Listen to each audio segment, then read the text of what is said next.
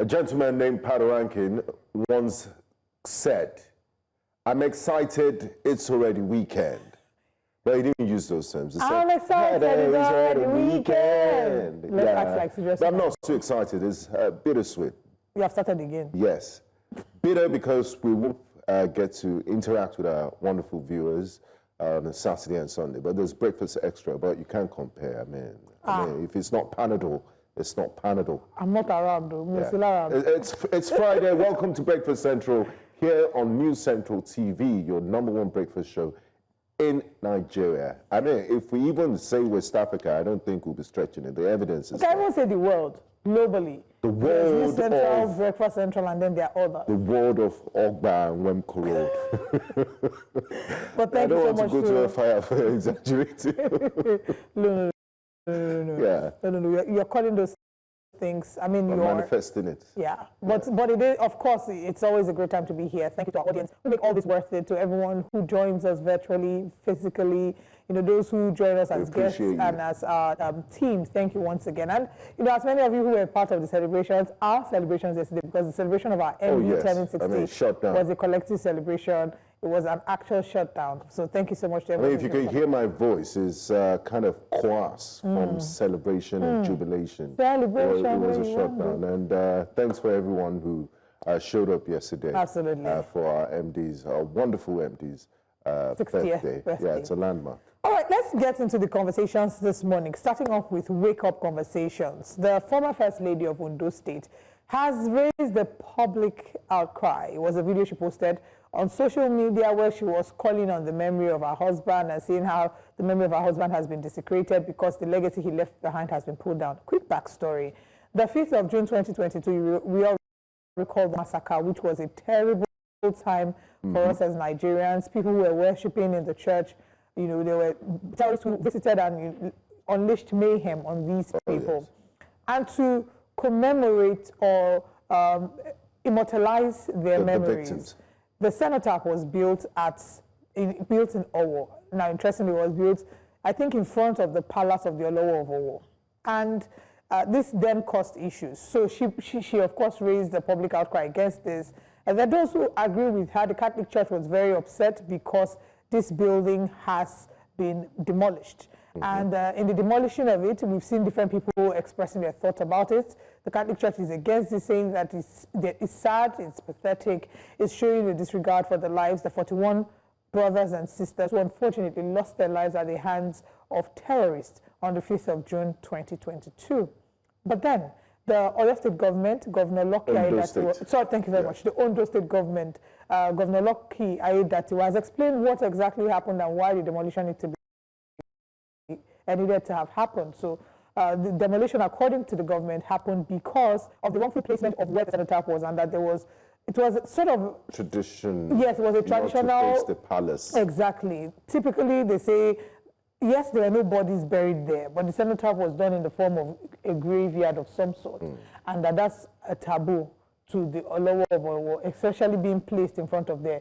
Now, the former First Lady, Betty Akeredolu, her argument about dead bodies, she says that there is a cemetery behind the palace, so what exactly are they saying? However, it's really an intersection between morality, faith, and traditional beliefs that we're seeing at play here.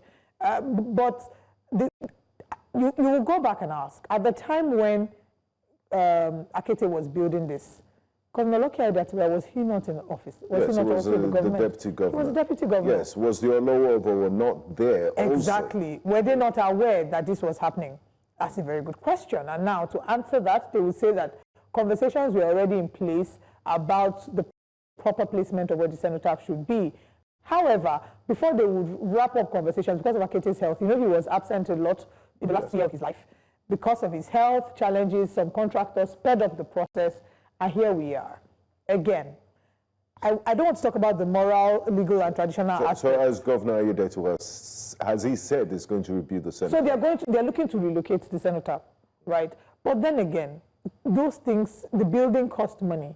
It is taxpayers' monies that are used to build all of these.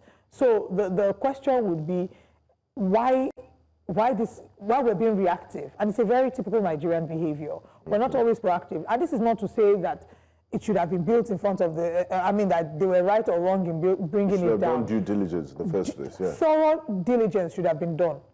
And I think, yes, the cenotaph is very important because it immortalizes the lives of those who were lost. If you go to Asaba, for example, in a place called Ogloso Quarters, you will see the Asaba massacre cenotaph. You see the names of people. Yes, and it keeps it in your memory forever and ever. And I'm sure if the cenotaph wasn't there, you would probably not be aware of that. I mean, I remember it was when I went to Asaba, I saw it. I took pictures about it and I posted on my social media. And people were sending me DMs saying, oh, they would zoom in and say, that's my grandfather, that's my uncle. There were people who knew these men that were unfortunately killed during this massacre. That's how you tell your story. It's how in Rwanda, for example. And we also have a common friend whose parents happened to be victims. Yes, and our she was friend.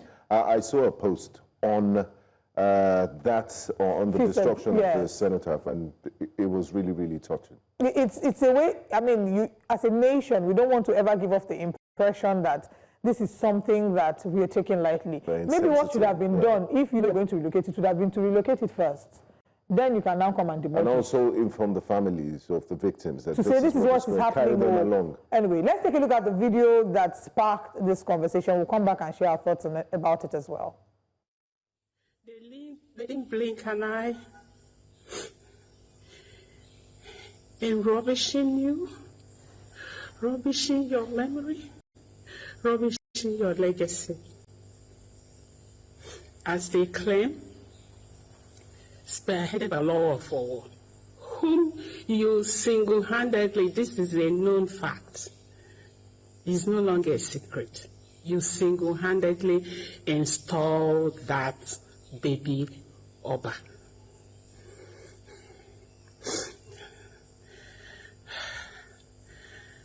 And Lucky the Nebula ordered for demolition of a monument in remembrance of those victims massacred. The entire nation was shocked. And the least you could do was to erect that monument. Nobody, no corpse was buried in that place. It was symbolic. All these people, they travel abroad. They see what happens in other climes. Why do we do things differently? To score political point or to settle score? The other that doesn't want so-called cemetery, but that's not a cemetery. There's one behind his house. He sleeps with the dead. All the Olowos of where were they buried? Were they not buried in that place he's living? Look at the hypocrisy. I promise you,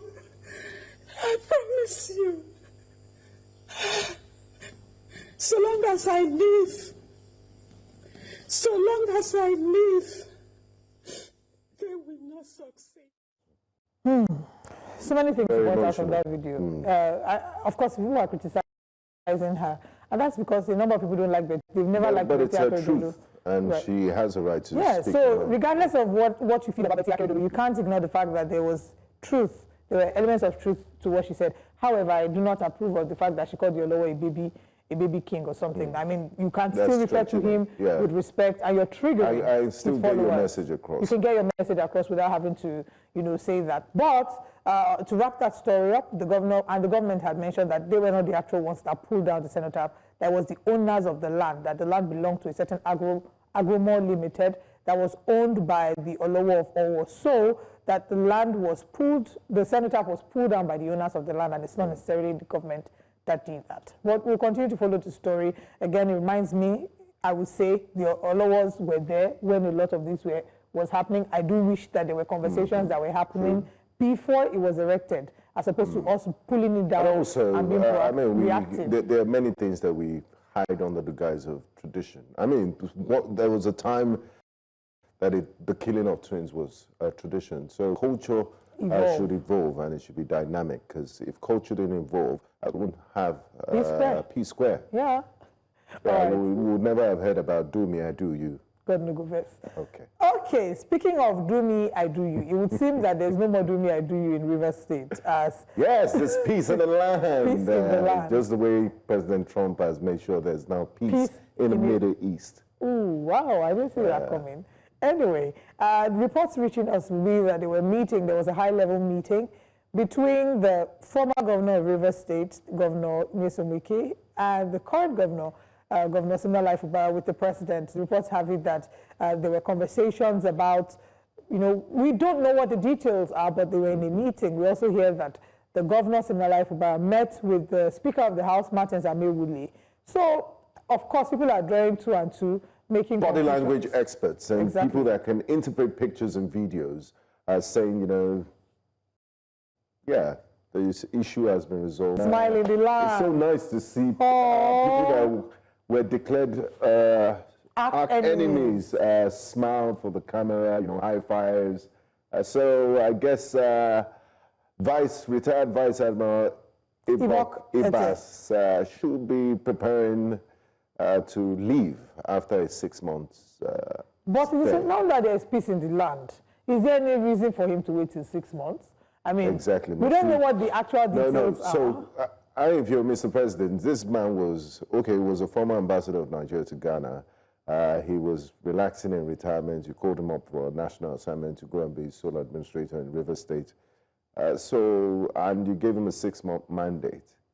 It would be somehow if you just tell him, okay, there's now peace in the land. Can you go back to what was there before? Or what you were doing before? So I guess it might just have to wait out that 6 months. But when does the 6 month elapse? I guess producers will do the calculations and let us know, so we can count down to the return of democracy to Rivers State. But this again just reminds us of the conversation. Oh wow, that was such a powerful clip. What did you see? It just is in the life and Nyesom Wike shaking hands. Yes. Such a powerful clip. So in this life, don't fight to the finish. Don't fight to the finish. There's no permanent friend, no permanent enemy, only permanent interest. Now, so there are lessons to be learned. So many lessons to be learned. When you see that video and you recall what has happened in Rivers State in the past year, it would again enforce the conversation that many have said regarding the fact that politics has been prioritized over governance, and that governance has taken a backseat because when two elephants are fighting, it's the grass that suffers. The two elephants in this case being Nigerian politicians and the grass being the citizens. Speaking about prioritizing politics over governance. Senator Seraki Dixon made very strong statements in the House in this regard, talking about how the government of the day has prioritized politics, receiving people from the other political party, political detractors, as opposed to focusing on what needs to be done, that there's been more of a focus on 2027. Let's take a look at this video. Today has not given compelling reasons why this extension has become necessary. Maybe there is too much preoccupation with politics and 2027. Maybe there is too much concentration on receiving defectors all across the country. That's the video of Senator Seraki Dixon, the former governor of Bayelsa State, stating, of course, what's happened in the House and not really the House, but just in the country, state of the nation. He said the government is busy receiving defectors and they're all politicking. And if you drive on 3rd Mainland Bridge, you would see some billboards already doing politics towards 2027. And it's right. But as thank you that, they're not the ones. It's not the policymakers that are doing all this politicking. It's their support base that have taken it upon themselves to make all this billboards and advertising that the government has not officially sanctioned it. But I mean, from the activities we've seen, we could put two and two together. But I like former Governor Seraki Dixon, now Senator, for he's one who's not afraid to speak truth to power, and is very vocal, and he gets his opinions known on the floor of the House. But I'm expecting a response from the presidency. But if you watch that video, it was a very long video. At some point when they were speaking, they were saying, Honorable, it felt like the speaker was trying to cut him short, cut him off. And he said, you started well, please end well. I think I say, what is you started well, end well? If he wants to disagree with the government of the day, allow him. He's well within his right to speak about, these things and highlight. After all, he's there representing people, not his personal interests. But now to our final story this morning. The United States has set a social media disclosure policy for students. So this is to let you know that for those of you who want to go abroad, let's go to the US for academic reasons, your master's, your PhD, whatever it is. Are you sure it's just for students? I thought it was for everyone. So let me read the actual report that was said.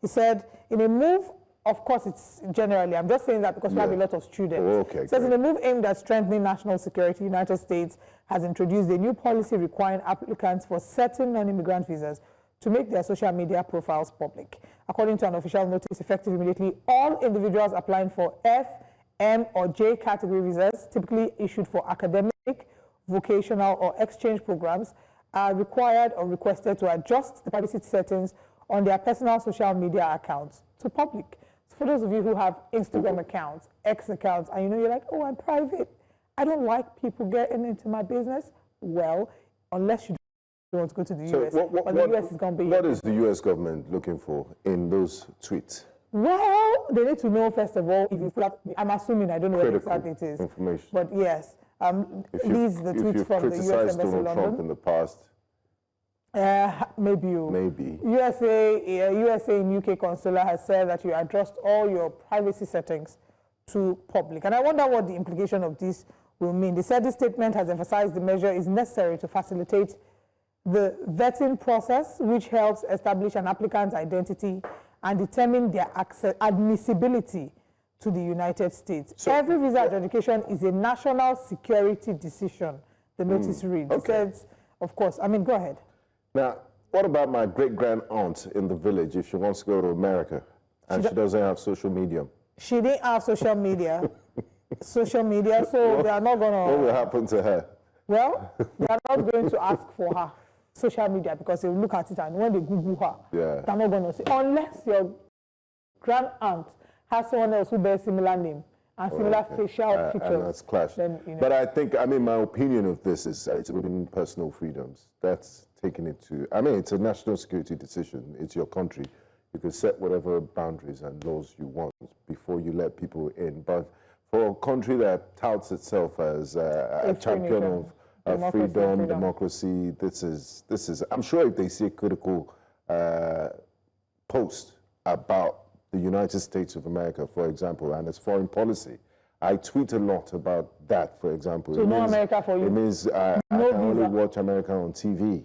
Coming to America, I'll go and download it and watch it. Or you download Naira Marley's first time in America and then you imagine it. That's the best. The closest. First time in America. But on a serious note, the United States hasn't really presented itself as a champion of freedom and democracy. Look at the United States providing diplomatic cover. They vetoed, how can you veto a ceasefire in Gaza? Over 50,000 people confirmed dead. A report came out and said about 400,000 people have been disappeared in Gaza, Harvard University study. And then the United States, that says it's champion of freedom of democracy, has vetoed people trying to get peace. Of course, I'll criticize that. So, but anyway, I guess it's just what it is. Clear. It's only bigger that has criticized that, so that when I'm applying for my visa and they watch this video, heaven is the goal. They will not say that. I do not put US is not heaven. And there's also, we also have USA in Nigeria. There's the United States of Abia State. So I can go to that one. Please leave me alone. But then again, if we talk about this, you know that our banks in Nigeria have started to do things like that. I tried to open an account with a bank. They I asked them on my social media. I said, I don't understand. It's part of their KYC. So if you take a loan, they will just tag you. All of them money, that 50,000 is due. So if the US is, for example, asking for this, can't we maybe consider it as some measure of a KYC? They need to know the customer. They need to know what your thoughts are. If you are somebody who has been in, support of terrorism, or somebody who's because some people who have carried out acts of terrorism, They use social media as their platform. Don't you think that maybe that's... You have a point, you have a point. But it's for those that want to go to USA. I'm Pan-African. I want to go to Burkina Faso, Ouagadougou. I want to go to Angola. You know, I want to go to different places. Senegal, okay. Yeah. Let's get the reactions of Nigerians to this. They, of course, started to react to this on X, and here is what they have to say. Raging Major says, what social media should be made public exactly? Some people in this world have only WhatsApp, but don't have a Facebook or Instagram account. Some people only have, at bare minimum, X as, as a social media app. Or is this a way to force people to register to Facebook? I don't think it is. I think what they're going to do is, because they Google everybody. When you go to the embassy, they already Googled you. They have your information online. They just need to be able to ensure that they can see your information very quickly. Nomen Dubium says, you're supposed to be the land of the free, not the land of surveillance. Exactly. Word. The next tweet is from, wow, what a name, Bowl of Mice. Dear world, don't come to America. It isn't safe for you. Our dear leader and his sidekick have extremely fragile egos. The slightest criticism is treated as a capital offense. You risk arbitrary arrest, detainment, and deportation. No different than if you were going to any other authoritarian Very well country. said by Bowl of Mice. I was just wondering if director Deba, for example, his TikTok is popping, all his dance videos. They will probably accelerate and give him a visa. It's very, very Yeah, because they will be taught by the sort of dance steps he does on TikTok. You should follow him on TikTok. Very, very true. Deba at TikTok.yahoo.com. But I think another thing that, I don't know, these are just speculations. Beyond terrorism, I think that there are also other areas they're going to look at. So, for example, people who are, the United States has been one that has championed fluidity in sexuality. They've championed sexual rights. June is their Pride Month. So if you as a Nigerian coming from a country where it's illegal, you then want to do something that sounds quote unquote homophobic, maybe that might be of course. It would raise red flags. Okay, this sort of person is not wanted in the land of the so-called land of the free. But it's your country, do what you want to do. But I'm hoping that here as Nigerians, we can have a think and look back at the point where we can ensure that Nigeria is built up to a certain level where when we sneeze, the world will catch a cold, where people are looking forward to come to Nigeria, where lots of Nigerians are not looking forward to moving abroad because they're happy, they're comfortable with the state of their country, and they are glad about the country that, they have. Anyway, that's all that we have to start up the conversations, but that's not all that we have to look at this morning. Let's share with you a run-through of the top stories this morning. This morning on Breakfast Central, President Tinubu signs tax reform bills into law. These tax reform bills have been the crux of conversations for months. And we'll be bringing you updates about Kenya's protests, the aftermath, what the impact is, and what the expectations going forward are. Tinubu declines NDLEA amendment bill. He highlights constitutional concerns regarding financial misappropriation. Wike blows hot on hunger claims. Blast Rotimi Amaechi over these claims. The newspaper front pages, of course, will form a key part of today's show. Join us for all these and more.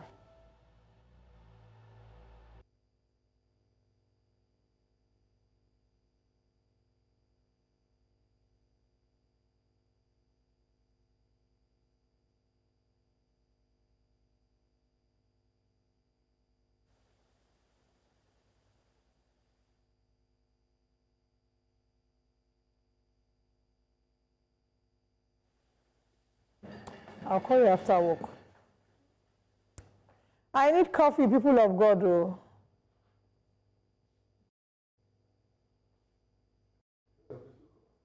John, we are too spaced out. Even me say fear, no let me sit down because I don't want to be so far away from Benga. I want to be close to you. I want to be close. What's that? Okay. I want to be close to you.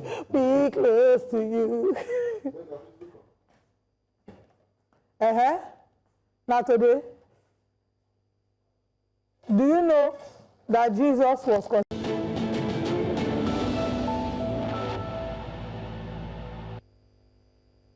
President Bola Tinubu has declined assent to the National Drug Law Enforcement Agency Amendment Bill 2025, which seeks to allow the agency to retain a percentage of proceeds from drug-related crimes. In a letter addressed to the House of Representatives and read on the floor of the House by Speaker Abbas Tajudeen, the President says that the proposed amendment contradicts constitutional provisions and raises transparency concerns. News Central's correspondent, Enoch Joseph reports.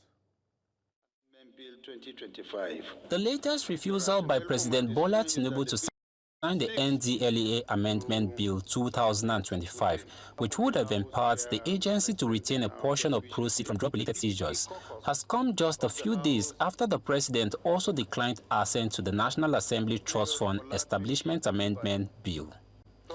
In his letter, the President cited contradiction with existing financial regulation. Currently, all proceeds of crime must be paid into the confiscated and forfeited properties account. In addition to this, payments to the relevant organization responsible for recoveries can only be made by the President. Meanwhile, two lawmakers, Chima Obi Atu, representing Enugu South, Enugu North Federal Constituency of Enugu State, and Joseph Nwobasi, representing Iza North, Isheolu Federal Constituency of Ebonyi State, announced their defection to the All Progressives Congress through letters of notification. Member representing Enugu North and South Federal Constituency of Enugu State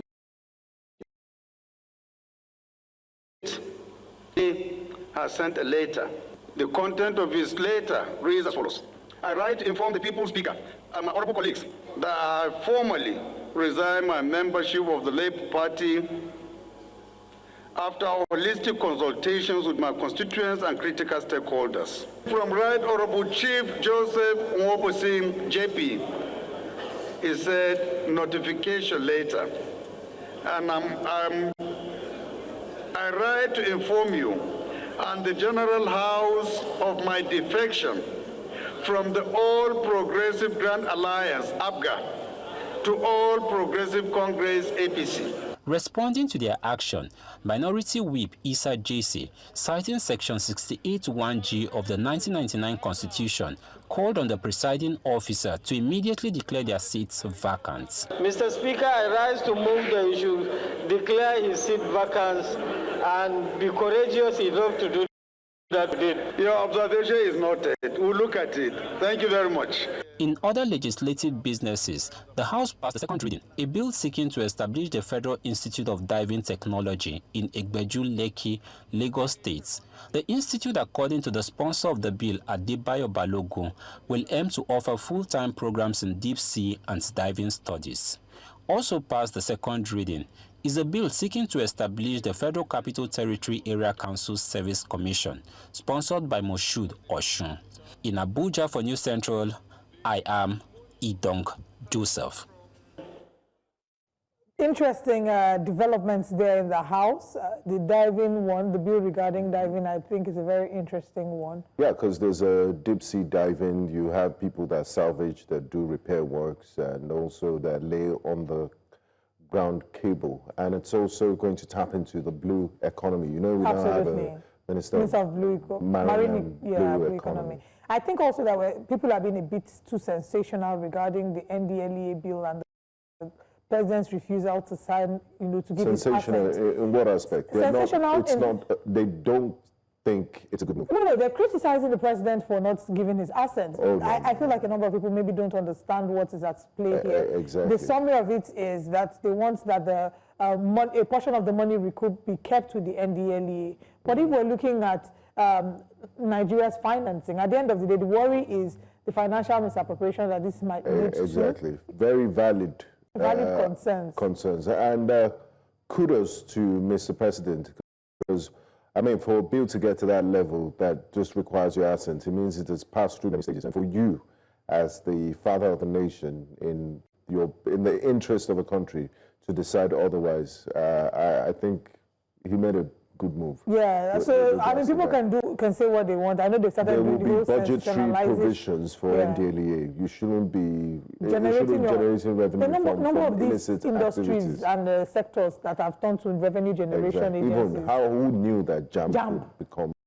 revenue generation? Anyway, let's move away from Nigeria now and head to Kenya. Kenya is once again In the global spotlight, as thousands of protesters take to the streets, demanding the resignation of President William Ruto. The protests, which mark the anniversary of last year's deadly anti-tax demonstrations, have ignited public outrage over police brutality, economic hardship, and what many are calling a return to authoritarian governance.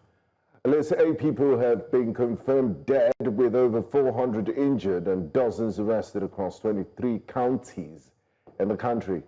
At the tipping point, a controversial financial bill that proposed sweeping tax hikes.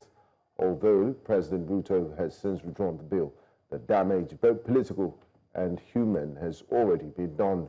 Now, joining us for this discussion this morning, we have certainly an analyst. We have Dr. Enoch Alumasi will be joining us. Dr. Enoch Alumasi Makanga. He is the National Chairman, Protective and Safety Association of Kenya, PROSAC. Good morning, Dr. Masanga. Thank you for joining us this morning. Makanga. Makanga, thank you very much for joining us. Good morning. You have a problem in announcing my name, eh? Makanga. Makanga, thank you very much. We have a friend of there's a friend of the house, is Ugandan, his name is Matsanga, so that's why there's a mixture there. Yeah. But it's, yes, yeah. Masanga is he stays around, I mean, he's my friend, he's a lawyer. All right, all right. Thank you, Thank you for joining us this morning. I think we also have our second guest, an analyst, a public policy analyst, Maliba Arnold. Good morning, and thank you for joining us, gentlemen. Thank you very much, sir. Morning.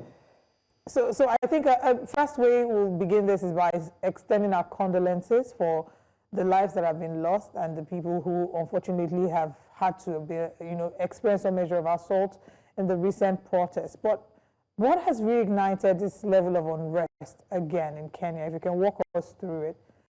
Let's start with Mr. Arnold. Yeah. You'd like me to go first? Yes, please. If you can share with us, what you think what has led to this level of unrest in Kenya? What reignited it again? Well, thank you for having me on set. I think, first of all, we, as a country, did not manage last year's unrest properly, because after June 25th in 2024, as a nation, we didn't sit down to ensure that we interrogate these issues, get to the very bottom of what had caused it, the lessons that we had learned, and how to actually stop similar occurrences.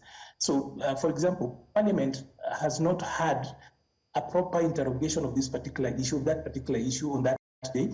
There's never, even setting up just an ad hoc committee to interrogate the issue, even make proposals. Parliament has not done that. The government never reached out even to those that seriously, or rather the families that lost their own. Literally, we did not follow through with what happened last year. And then now we have got a memorial coming up, or a memoriam coming up this year. And then more or less, we repeat the same mistakes. Of course, there has been doubled down on some of the things that had actually irked the masses and the young people then. So I will say that 25th June 2025 would have been different had we managed the outcome of last year's uprising differently. So no inquest, no energized or substantive investigations by both the police, Parliament, and even the politicians largely, even those in the executive. There hasn't been much done around that. In any case, we've gone back to doing the things that were causing problems. And Dr. Makanga, do you agree with this perspective that it wasn't properly managed? That's why we're seeing a reoccurrence in 2025. Yes, thank you so much for having me on Central TV. A lot of things gone wrong, and we, as a country, we want to send our condolences to the families. A good number of people have passed on. We've got a good number of people that have been injured. And the problem is doing the same things, but now we're doing it in a way that at the end of the day does not change the situation. For this particular case is that we have a commemoration of what happened on 25th last year, and the country knew very well, the police knew very well that this is going to be a problem, and they didn't do anything. And as my colleague has said, beginning with the parliament did nothing. Instead, they were blaming the opposition for organizing these riots, and that was not well. Number two, the police did not plan themselves well. They knew very well that this is going to overwhelm them. But at the end of the day, they kept on just standing themselves, telling these guys, you come out, you'll see, you come out, you'll see. And unfortunately, people are having anger, people are not happy. And if you look at the issues people are raising, especially the youth, their problem revolves on employment. They are saying that, well, there are no jobs, and the jobs that are there, they are only being given to the president's tribe. You go to the National Police Service, it's only them. You go to the Army, it's only them. You go to any other, it's only the president's tribe. And that's now where the rubber meets the road.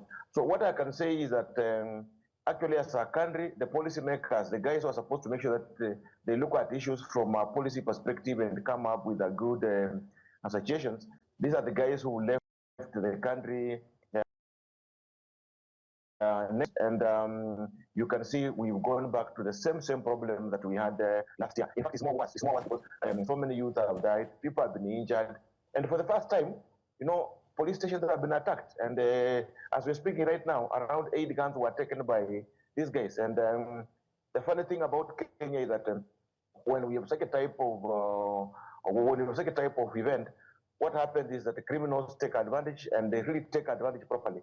So here, the criminals have taken advantage of the whole thing. They were able to raid police stations. They were able to ban police stations. They were able to ban even the courts. And I can see the government has been a casualty, proper casualty in this problem. Thank you very much. Now, what's the current situation of things in Nairobi? Is it calmer? Has life returned to the CBD? And what's the pulse of the people? What's the general sentiment in Kenya as we speak? I'm very unhappy. People are very unhappy. One, you know, when a businessman goes to a bank and is able to take a loan and is able to ensure that he wants to make a living out of the loan, and you know, the shop is raided by rioters and everything is taken, you know, at the end of the day, that becomes very sad. So the first problem that we have is that very many shops are looted. So many shops were looted. And I can tell you, as we speak right now, businessmen are very annoyed. Businessmen are very annoyed. In fact, I was in the city center yesterday. Things are extremely unbelievable because these guys, their living is done. These guys have nothing to hang on. Some of them have loans in the bank. They don't know where they'll get money to pay the loans. The government is saying, wait a minute, we can't pay you, we can't accommodate. So the strain is not good. Then on the other hand, the youth are saying, we've not done it, we are here to do it. So the problem of youth, nobody's addressing it, nobody's coming out. In fact, the big mistake that the government is doing is calling them thugs, calling them terrorists. And as my colleague has said, the issue is nobody wants to deal with this problem head on. We are only dealing with the problem, you know, we are not dealing with the root cause of the problem. So the problem of the Gen Z continues being the actual problem that is creating issues, and what the Gen Zs are saying, we will not. And these guys are many. You can see these guys, they came out. In fact, I can tell you, if police could not have stopped them from different corners, because these guys, you can see from your video, from the you have, they had mobilized themselves. They were coming from different corners. The only advantage police did was they were able to stop them from Thika Road, which was having a majority of them. Some of them were coming from Kiambu Road, others were coming from Mombasa Road. So if these guys could have converged into the central business district area, I think today we would be talking something. But there were very many. There were very many. I can tell you these guys, they mobilized themselves on X Journal, and if you've seen the videos very properly, these guys were very many. They were very many.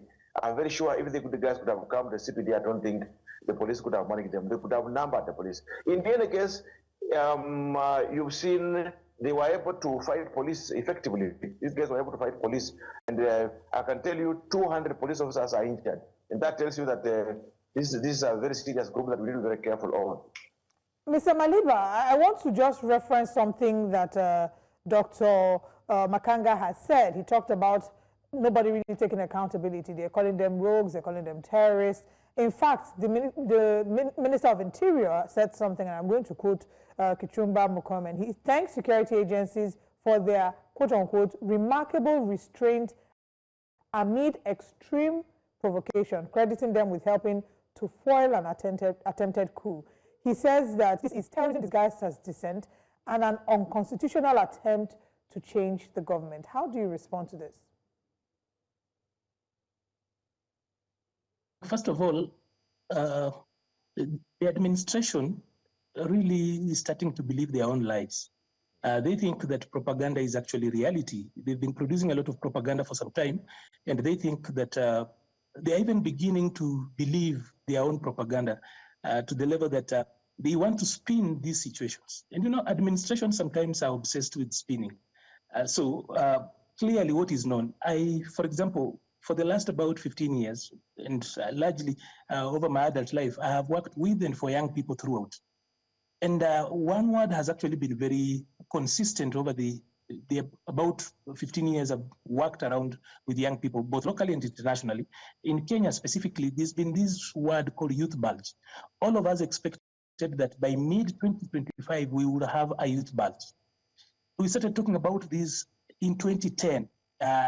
As we did projections, population projections, clearly the birth rates then showed that as a country, we will have a huge population of young people. And you can see it in government policy from as way back as 2007, 2008, 2010, it became a central issue even as the country discussed. So at least no one within the mainstream government should actually pretend that the issue of youth unemployment, the youth unrest, is anything that surprises them. We started talking about this issue 15 years ago. It is in government's policy documents. What we didn't do is that, we didn't follow through with those projections because data clearly showed up that we will have a huge population of young people. And since we opened up free education, at least at the elementary level, we will be having a fairly educated population, a large population of young people. Now, today, you have got about 67% of the adult population being youth. So once you have got 67% of the adult population being youth, you definitely have got a problem. And those guys are educated. A number of them do not have jobs. So you do not then can actually manage them by way of propaganda. The government continues. Like, for example, a little bit of this anger and passion you see out there was also spurred by pro-government attempts or other pro-government voices. For example, it was discovered a few days to 25th June this year, to the memorial, that a section of government, including people from the ruling political party, where I used to work before, were organizing goons to come and attack demonstrators. It was put out there. The government didn't do anything. No one was arrested. And therefore, that solidified the thinking that government is actually trying to use goons to disrupt the demonstrations. Now, unfortunately, the strategy around these demonstrations mobilization has been very basic. Young people are telling each other there's the Swahili hashtag, siri in numbers, as in the secret is in numbers. So come out in as many numbers as possible. No one is going to hire many goons that can actually counter as many people as the people you saw out there. No one has got the capacity to do that. So government has pretends as if they do not understand what the Gen Zs and what the young people want. There's this continuous feeling and posture as if no one understands what these young people want. It's so basic. These people just want good governance. They want jobs. They want policies that are people-facing, and they do not want government arrogance. So long as government continuously comes out, you look at Murkomen that you just quoted. That is a whole US-trained lawyer, a person who's fairly young, because I think he was born in 1978 or 79. So he's on the borderline of a millennial and the other generation. But he comes off and he even demonstrates physically on how you can kill 10 to 20 people to the police. If I don't know whether you looked at one of those clips where he's talking about giving them a shoot to kill order, and even the people out there booed him. If you look at the footage, wherever he was given instant feedback by the people by booing, but he still goes ahead and demonstrates boyishly on how the police can actually do away with 10 to 20 people. That is not going to solve the problem we have. So government has been running away from handling this issue effectively. Let's talk about government. I mentioned earlier on, for 12 months. Let's talk about government, and how government has been handling this. I want Dr. Makanga to speak about this, because when William Ruto came in, a lot of people were excited that finally a young person has come into office.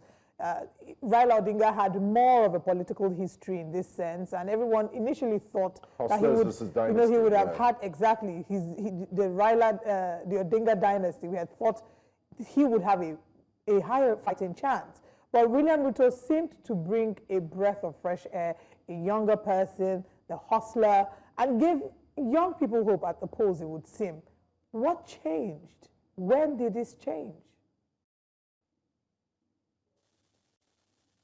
That is where rain started beating us. First of all, I would support what my colleague has said.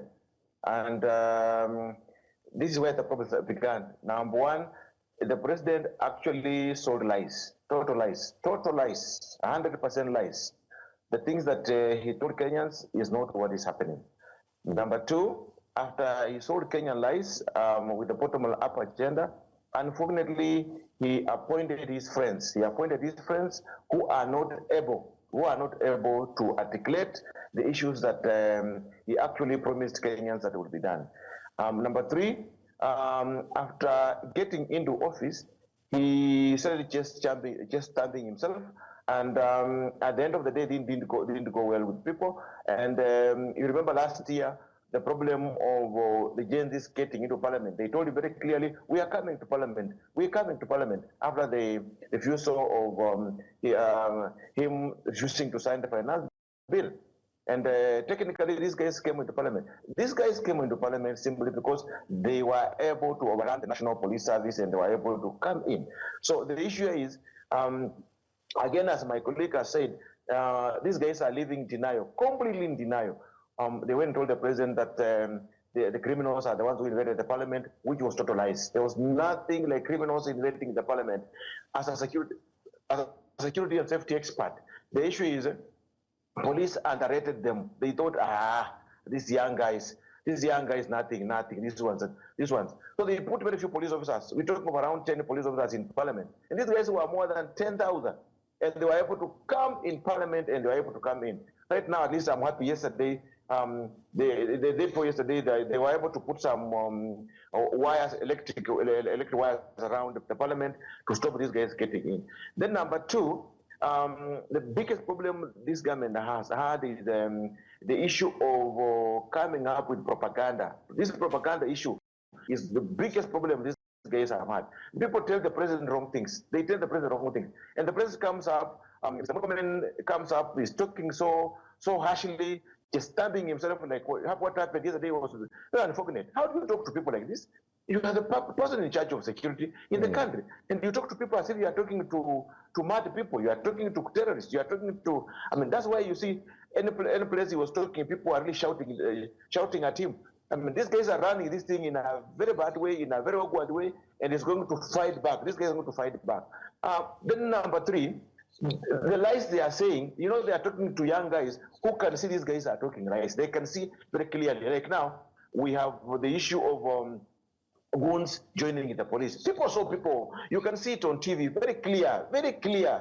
There's nothing that people are hiding. You could see the goons working very clearly with the police. So the question is, who hired the goons and why has this person not been arrested? So you can see somebody's fooling us. You see? Thank you, Dr. Makanga. I would like to bring Mr. Maliba Arnold back into the conversation. Now, Mr. Maliba Arnold, two questions here. While the protests were going on, there was a directive, I think by the Kenyan Communications Commission. They said TV stations should stop live broadcast of the protest because they thought, you know, it was giving it oxygen and there was a motivation for people to come out.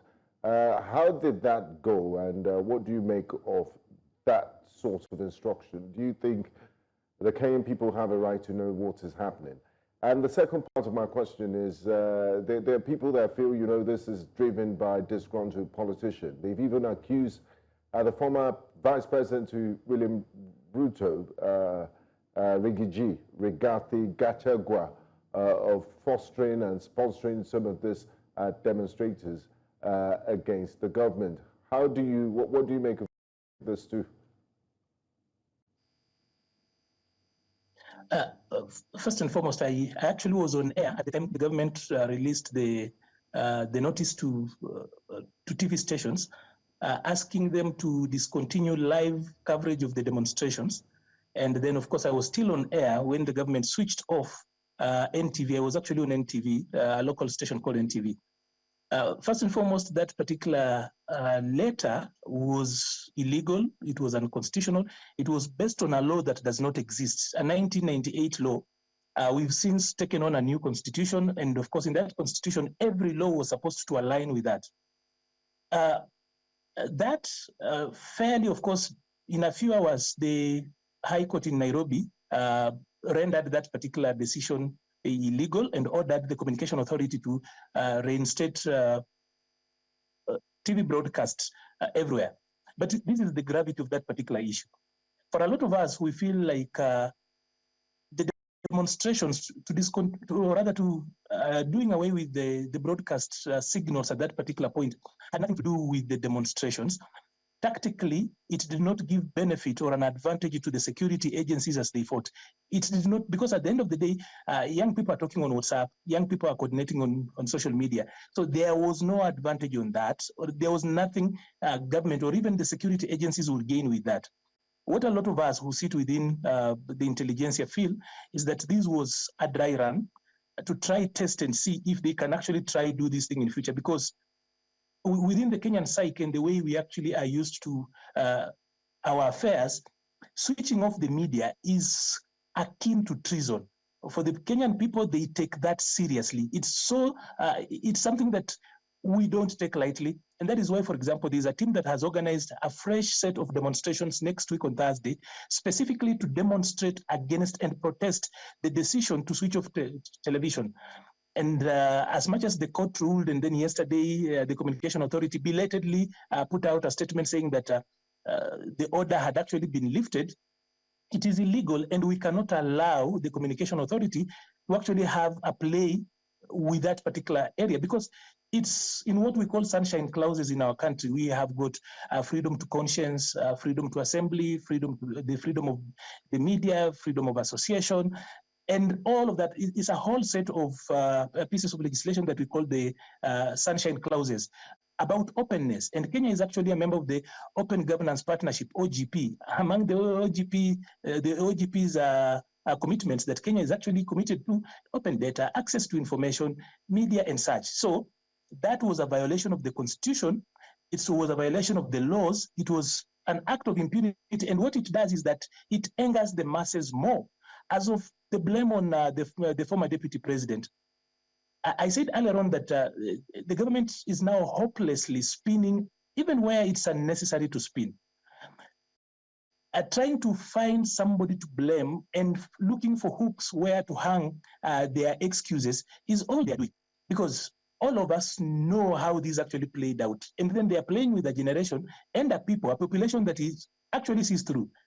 You might not have seen this or followed this, but the night before, I think 23rd at night, the National Intelligence Service released a dispatch, quote unquote, a report saying that they had gotten some intelligence that there would be terrorist attacks in Nairobi on 25th, taking advantage of the demonstrations and as part and parcel of what was happening between Iran and Israel. People called them a bluff and said that was a psychological operation that did not work well. So they have done everything except confront the real problem. If we had dialogue, we wouldn't be getting where we are here. if we had a better way of engaging the demonstrators, if we had a better way of talking to each other, we will not need to get in with these psyops they are trying left, right, and center, trying to spin where you can't spin. So there's too much play, there's too much of a reliance on spins, propaganda, and today you know that propaganda, as it were, cannot work in a population and a generation like ours, and with the constitution like the one we have. It's become so difficult, but they just don't know any way of addressing these issues. So that's why even as they blame the former deputy president, it looks like it's a joke, because even in his home area, the counties around his home area, we had 28 counties across the country that had active demonstrations. Out of 47, 28 had active demonstrations. So that also is not being bought, as in they can only... We try to say a lot of times that the government is telling itself the things that make them feel good about themselves, but they are not addressing the issue that is really at play. There's a disconnect from reality. Yes, they're escaping reality. They just don't want to face reality. And the reality is very basic. Stop corruption, because we can see through. Our systems are so transparent. If you're going to do procurement, the system is so procurement. We can tell through what you want to do. Stop stealing, stop opulence. We see when they buy cars. We see when they spend our money badly. Like, for example, we have renovated State House 3 times. It's now going to about 4 billion Kenya shillings. That will be about 20 billion Naira shillings, if you were to actually compute that. I don't know whether my conversion is correct, but we have continuously renovated State House. There's too much money that is being wasted around by politicians, but money that should be going to policies, money that should be going to places that, or rather programs that provide public goods and public services are not there. The health system has collapsed. The education system is not working properly. You know about the new funding model for higher education, where young people are supposed to access loans for university education. They came up with a new system. Every time they come up with a new policy proposal and a new program, underlying that particular good and illustrious project is always a business model that takes money to their pockets. And that is what people are resisting. So today, the president's rating is at 14%. He brought in Raila Odinga to give him support, but that has not stopped it. Okay, that's 14% is not the best of ratings. Looking at what's next, Dr. Makanga, we've heard extensively about where we are and how the government isn't listening to these young people. These lives that have been lost, for now we're hearing the reports having it that 16 people have been killed and a huge number have been injured. Last year, reports had it that 60 people were killed. And then there's also the young blogger Albert Ojwang, who was killed in police custody between the 7th and the 8th. And that matter is still being investigated and, of course, has caused public outrage.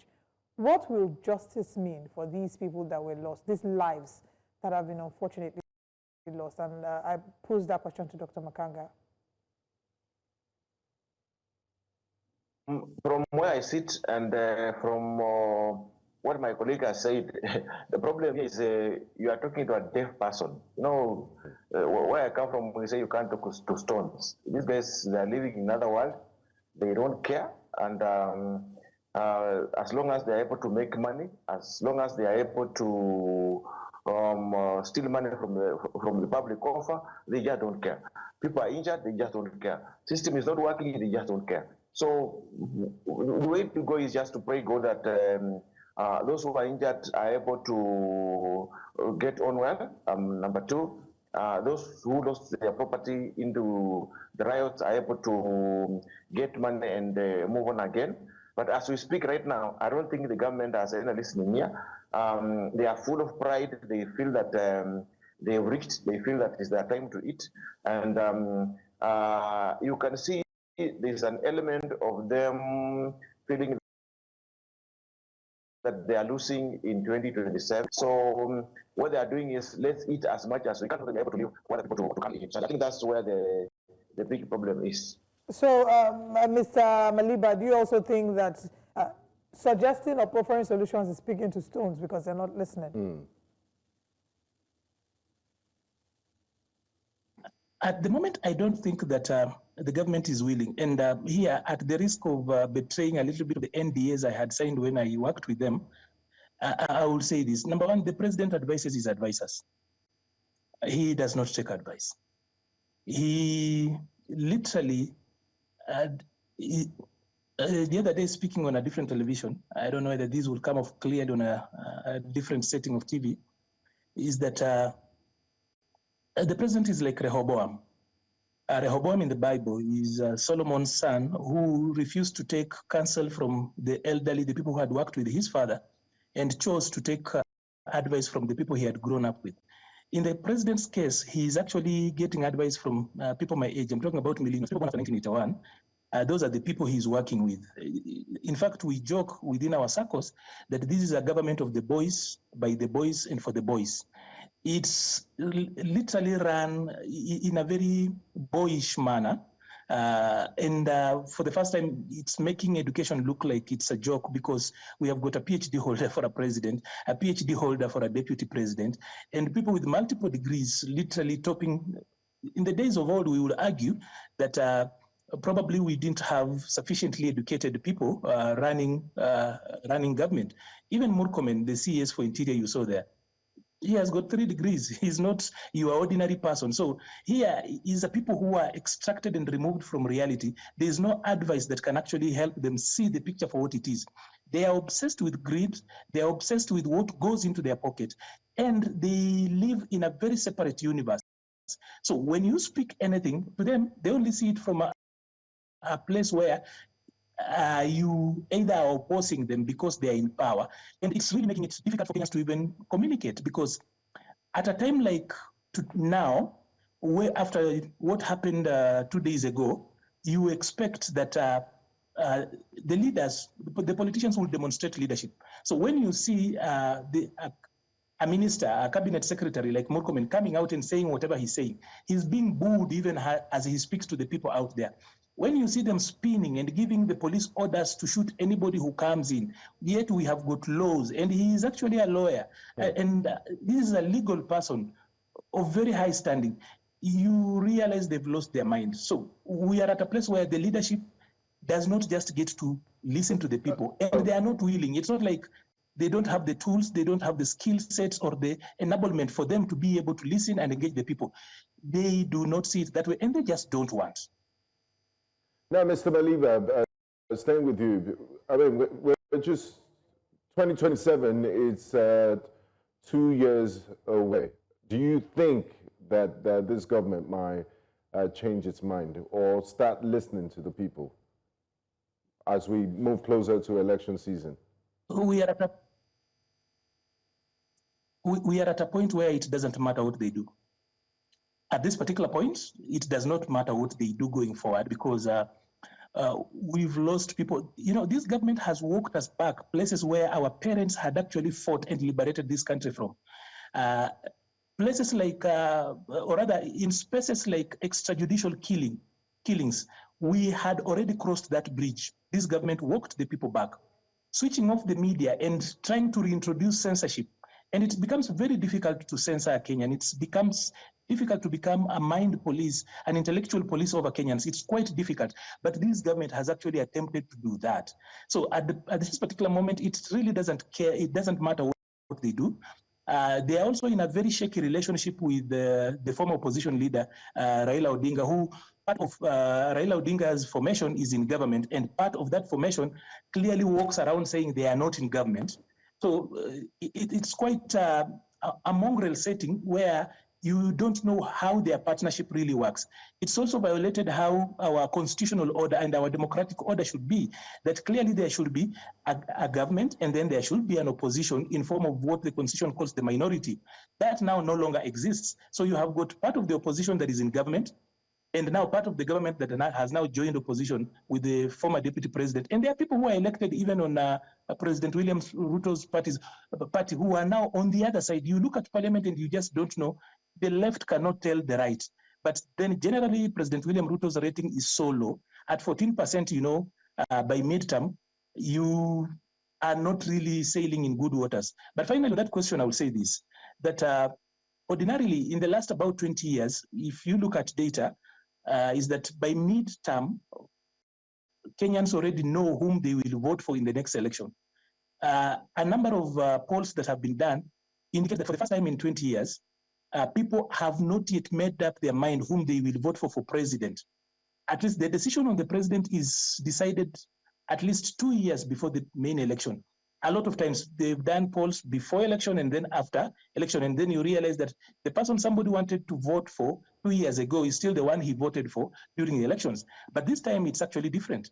But what people are sure of, people are now, they will tell you that they do not know who will become president in 2027, but they know who will not be. Right. At least they know that the current president will not be. That they are sure of. Gentlemen, we thank you for your time with us. Once again, we really do extend our condolences for the lives that have been lost, and we hope that the Kenyan government pays attention to its citizens, to its young people, because their voices should not and must not be silenced. Thank you very much for your time with us this morning.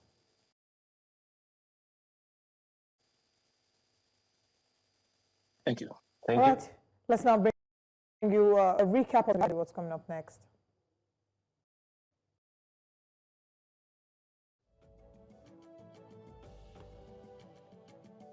Kenya's protests aftermath. And we also told you about President Tinubu declining to assent to the NDLEA amendment bill. Wike blows hearts on hunger claims. Coming up next this morning on Breakfast Central. President Tinubu signs tax reform bills into law. Reps accuse police of financial misconduct. I will also bring you the latest from the Senate plenary. Do stay with us. Breakfast Central will continue shortly.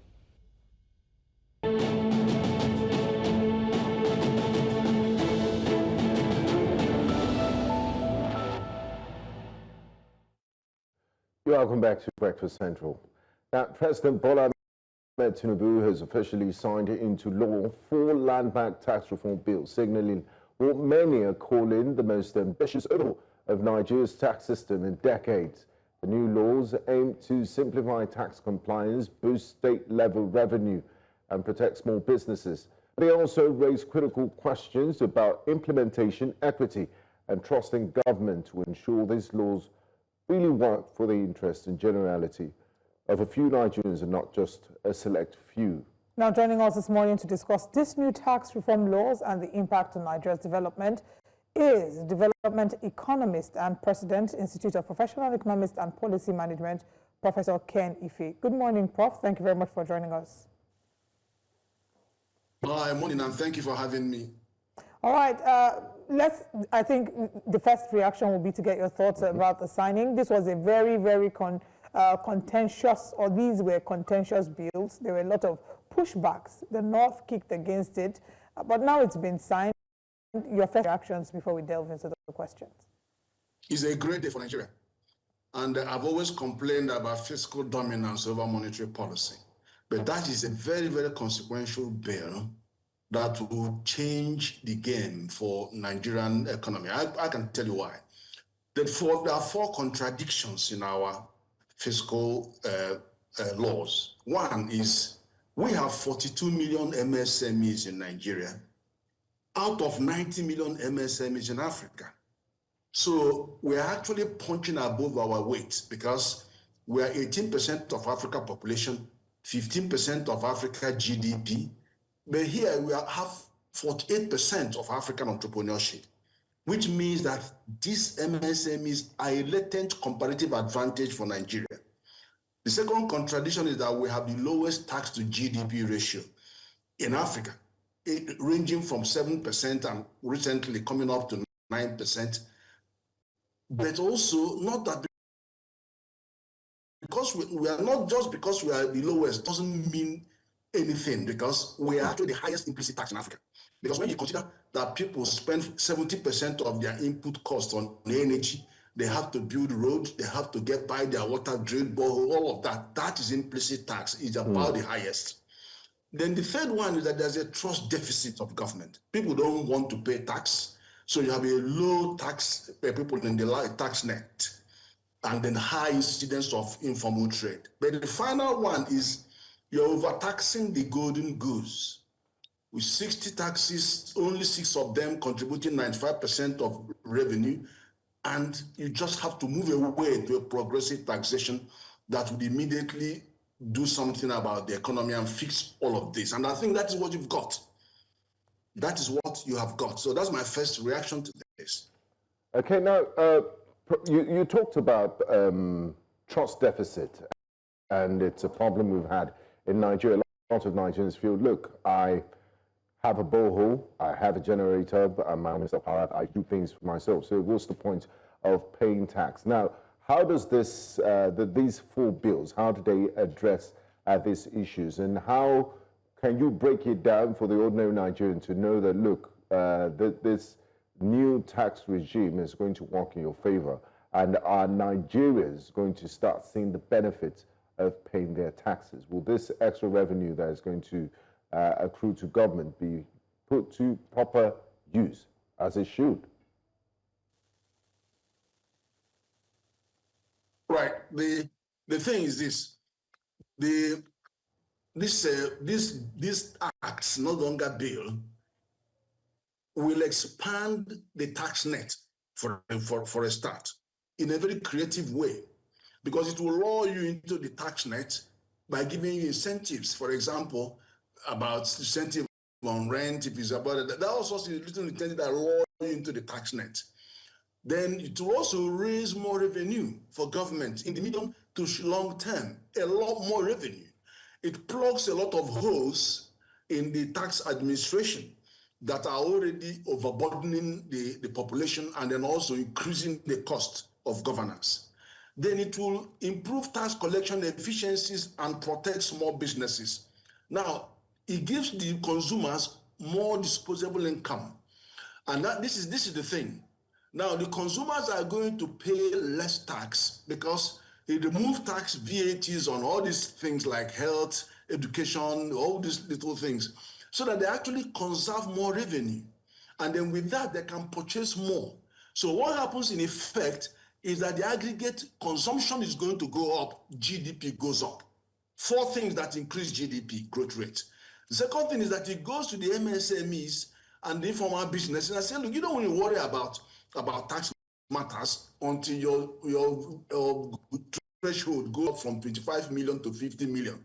That means that these companies, that group of companies I have mentioned, 40 million of them, very heavy, will keep more of their money. They will stop redundancies. They will make more investment. They will increase output. When you increase output, GDP goes up. Then the third and fourth element of the GDP growth rate going up is what you are seeing on government consumption, which is ever going up anyway, because they are borrowing and, or whatnot. But also the movement, when subsidies was removed, then the negative balance of payment moved to positive. So you now have $6.8 billion positive balance of payment. All of these 4 items are all going up. So GDP growth rate will go up. Now that also means that the effect is going to be felt by many others in the system. But let me be much more specific. When you look at the things that are removed, they removed the inheritance tax. You can see how they reduced the corporation income tax.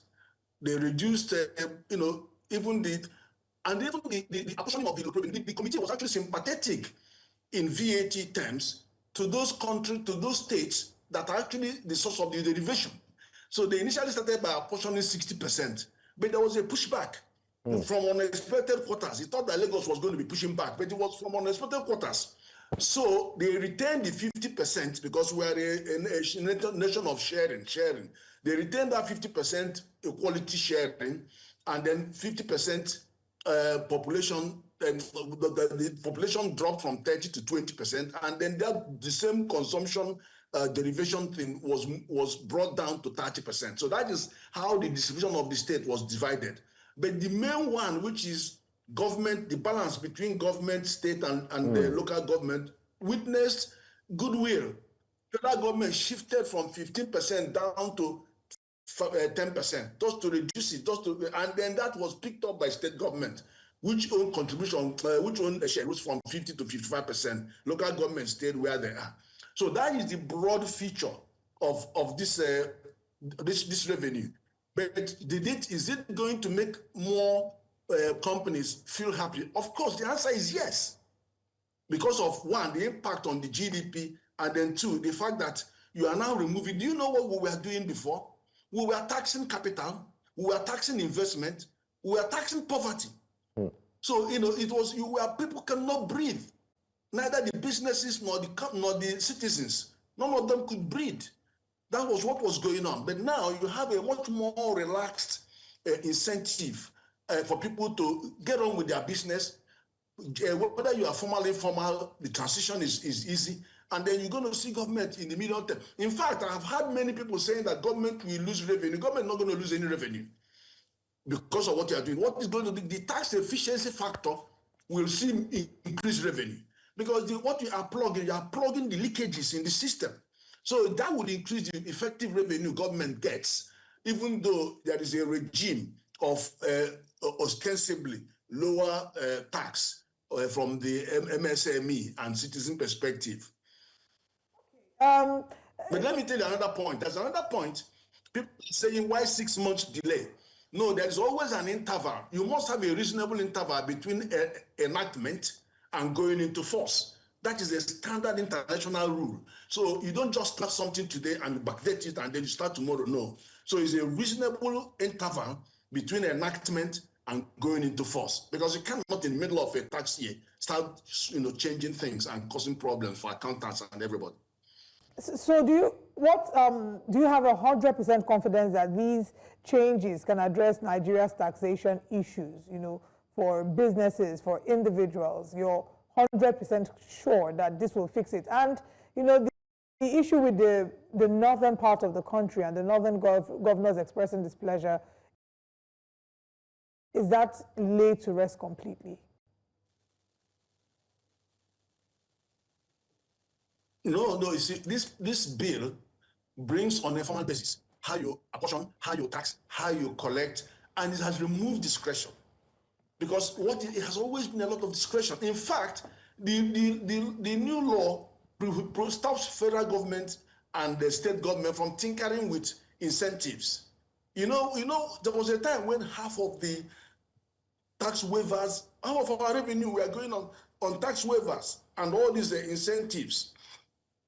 So now it's removed a lot of that discretion, so that you remove all that and then come in and then get your benefit as others, and then also now prioritize very important sectors of the economy, like the high growth sectors of the economy. So it's incentive, all that incentive that's given to anybody and everybody, whether you're in the distribution sector or whether you're mining, whatever it is. But now it has streamlined those and refocused it so that it will be incentivizing our real economy, investment in the real economy, and removing that arbitrariness and those discretions that tax agents and tax officers and the state governments that impose. They remove all that.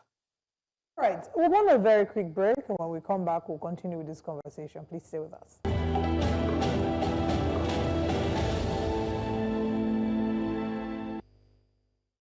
Welcome back to Breakfast Central, and right now we're still discussing the president signing into law 4 bills that will set to reform taxation in Nigeria. We have our guest with us, Professor Ken Ife. Now, Prof, looking at these 4 bills that have been signed to law, brilliant on paper, as your analysis have said. It's quite revolutionary from the discussions we've had this morning. But we oftentimes in Nigeria have this culture of things look brilliant on paper, but enforcement and implementation. Are you confident that the government would implement this to the letter? And what do you make of this when it comes to, are you hopeful that we would see implementation when it comes to these reforms? I think we could. And let me give you an example of what happened. When you have discretion, it is a loophole. When you have exemptions, that will be loophole. And then when I'm going to give you an example. In Lagos became the first state that massively increased their revenue. And they did that by automation. But if you look at what the automation did, the automation removed discretion completely. The automation went to the taxpayers and say, assess yourself, self-assessment, and then submit and pay what you think is a reasonable and fair assessment of your tax. Then you do that. It allows you to do it for 2 years. The third year, somebody comes around and then sits with you to go through your submissions. So what you have done, you've already cut off all the middlemen that will collect some money, don't pay it for you, and then all those going forward and backwards. When they now come back to talk to you, they will begin to compare your submissions to similar business in the same area, to similar business in the other area. By the time you compare, you find out that you're underpaying, grossly underpaying. So you already know that you are in default, and then immediately you begin to pay. So it makes you, first of all, it has brought compliance to the highest level because people have voluntarily entered the net, and then you now give them that interval between which you now come to collect more money, and then things get a lot better. So that is the thing. So what you have here are, first of all, you have removed the attempt to kill businesses, to kill people who are investing in capital equipment, to kill investors that are coming into your economy, and then also to tax away people who are so poor, you are now adding to their burden. Now, when you have done that, and by streamlining these 60 taxes, when you streamline those 60, where you know that only 5 of them are actually giving government their 90% of their revenue, then you have actually removed a lot of burden on the small businesses and individuals, and then also remove the corruption that goes with it. Because they just throw any bill to you, and then you can't argue. They start seizing your things. Now, the other area is plugging the holes. When you are plugging the holes, you will be shocked to see the level of revenue that is going to come to the public purse, just because you are blocking those revenues, those leakages, and also incentivizing bringing incentive to the correct sector. For example, deletion of that 5% excise tax duty that you have on telecoms and the forex inflows. Now, that is something significant, reducing, covering the power of the president and then the governors to remit taxes or exempt taxes. No, they require. Prof, are you there with us? I believe we have some connection issues with Professor Kenife, but he seems very optimistic about and excited, and which is some positive news. Right.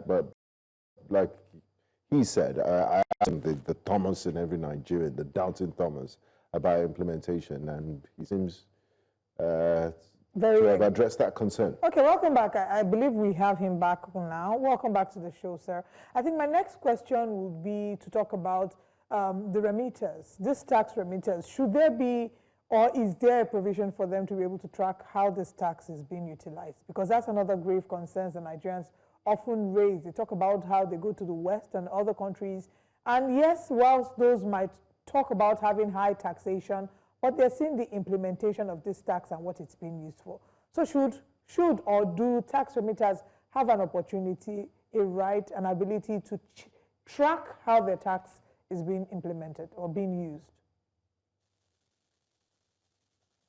Yeah, what we are discussing now is in the domain of public finance. That is what you call public finance management. There's another law that deals with this. This is the Fiscal Responsibility Act 2007.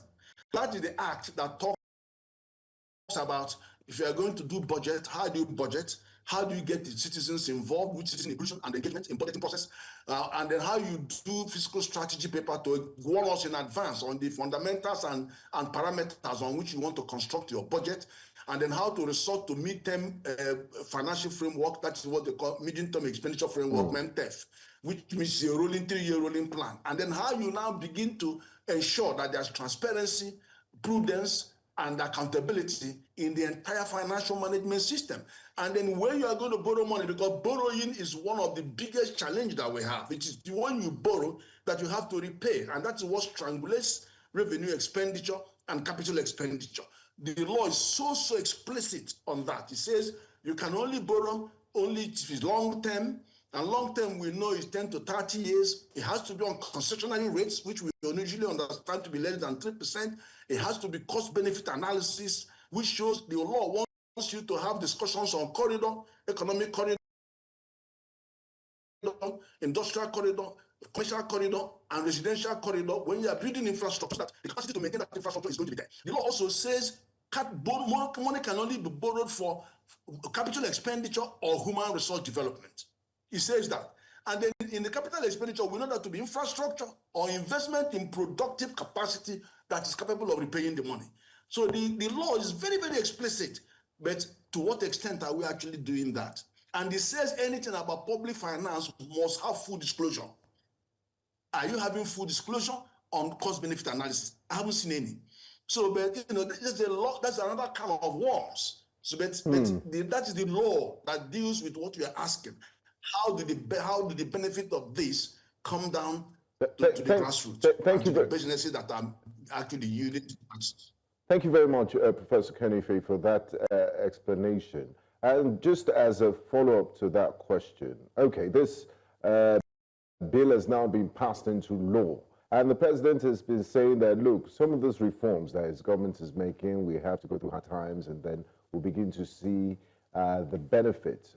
Giving us a timeline, when would we begin to reap the benefits and see the positive sides of this new tax regime? You know, they gave an interval of 6 months. And I think what we need to do is to begin sensitization.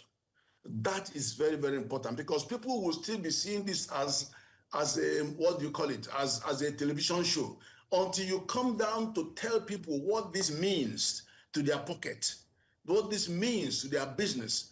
They will not flow with you. So sensitization is everything right now. Awareness raising in these 6 months, which, as I said, is a reasonable interval between enactment and going into force on 1st of January. You need to use this time to get all the state governors, all the local government chairmen, every arms of government to start talking, to start showing explicit what exactly does it mean to your pocket, to your revenue. So if you don't do that, it's going to be even worse, because you are going to be fighting with people that haven't understood what you're actually trying to impose on them. And I think it's all going to be good and better, and the impact will be instantaneous. Because I said to you, from that January 1st, when you start implementing it, all growth indicators, GDP growth indicators, will be going up. I've described that to you. 4 major constructs, they will all be going up. Whether you're looking at the household consumption, which is 78% of GDP, is going to go up. If you look at the investment, business investment, that's going to go up. Government expenditure is already going up because they are borrowing and borrowing and borrowing. But also the balance of payments is already going up, moving from negative to positive. So all of them are going to be pushing up our GDP. But it's not just GDP. Are you going to GDP is the food on your table? Then you come to the ones where you are looking at the pocket of the individuals. So there will be transformational changes. And then don't forget, Nigerians are so clever on how to circumvent the implementation of a law. So while you are looking at it now, they are busy trying to find loopholes how they will still continue their business. So, so the jury is out on the level of implementation of the restraining side of things, which is plugging the loopholes. Because these guys are not taking $1 million naira, they're taking billions, and somebody else pays the bill.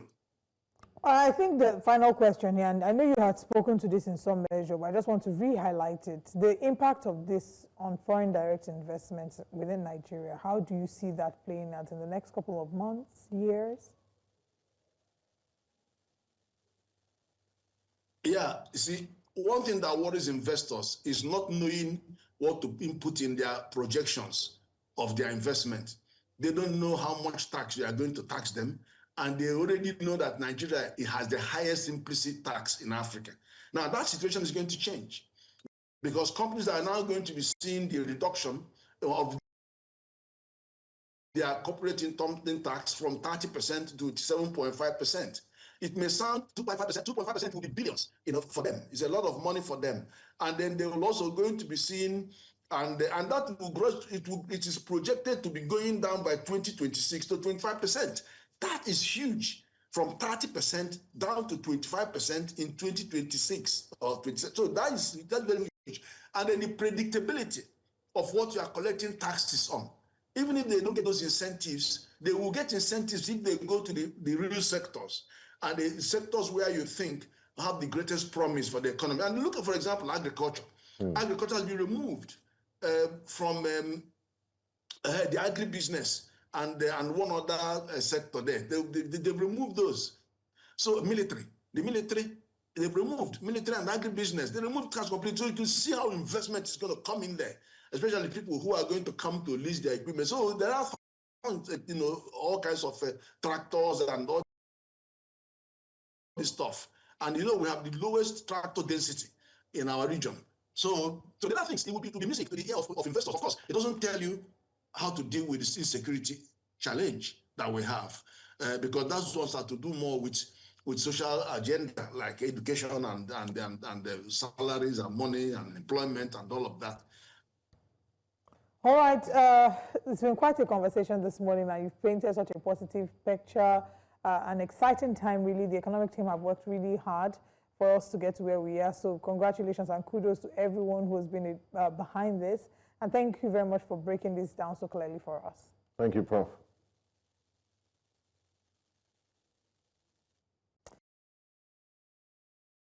Pleasure. Thank you. Thank you very much. Very interesting times for us as a nation. And we, of course, look forward to the implementation of this. So it's not just policy on paper. We can see an execution and be very, very proud of the work that has been done. Let's now move to the Senate plenary and talk to you about security confirmations, dominating the session development boards. The Senate has strongly condemned the deadly ambush on military personnel, which led to the loss of 20 soldiers in Mariga local government area of Niger State. The Senate also confirmed appointed nominees into the newly established regional development commissions. News Central's National Assembly correspondent reports on today's proceedings.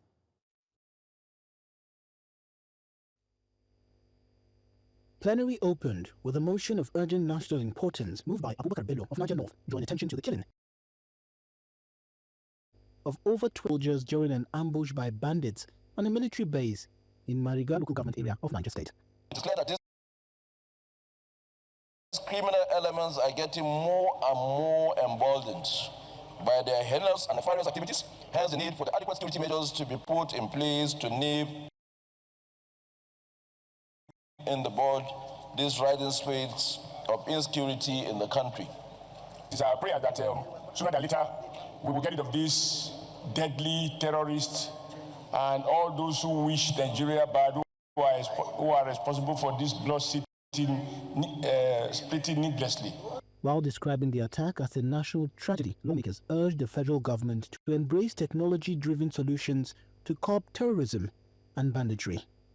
The Senate then shifted focus to the confirmation of nominees for the governing boards of the Southwest, South-South, and North-Central Development Commissions.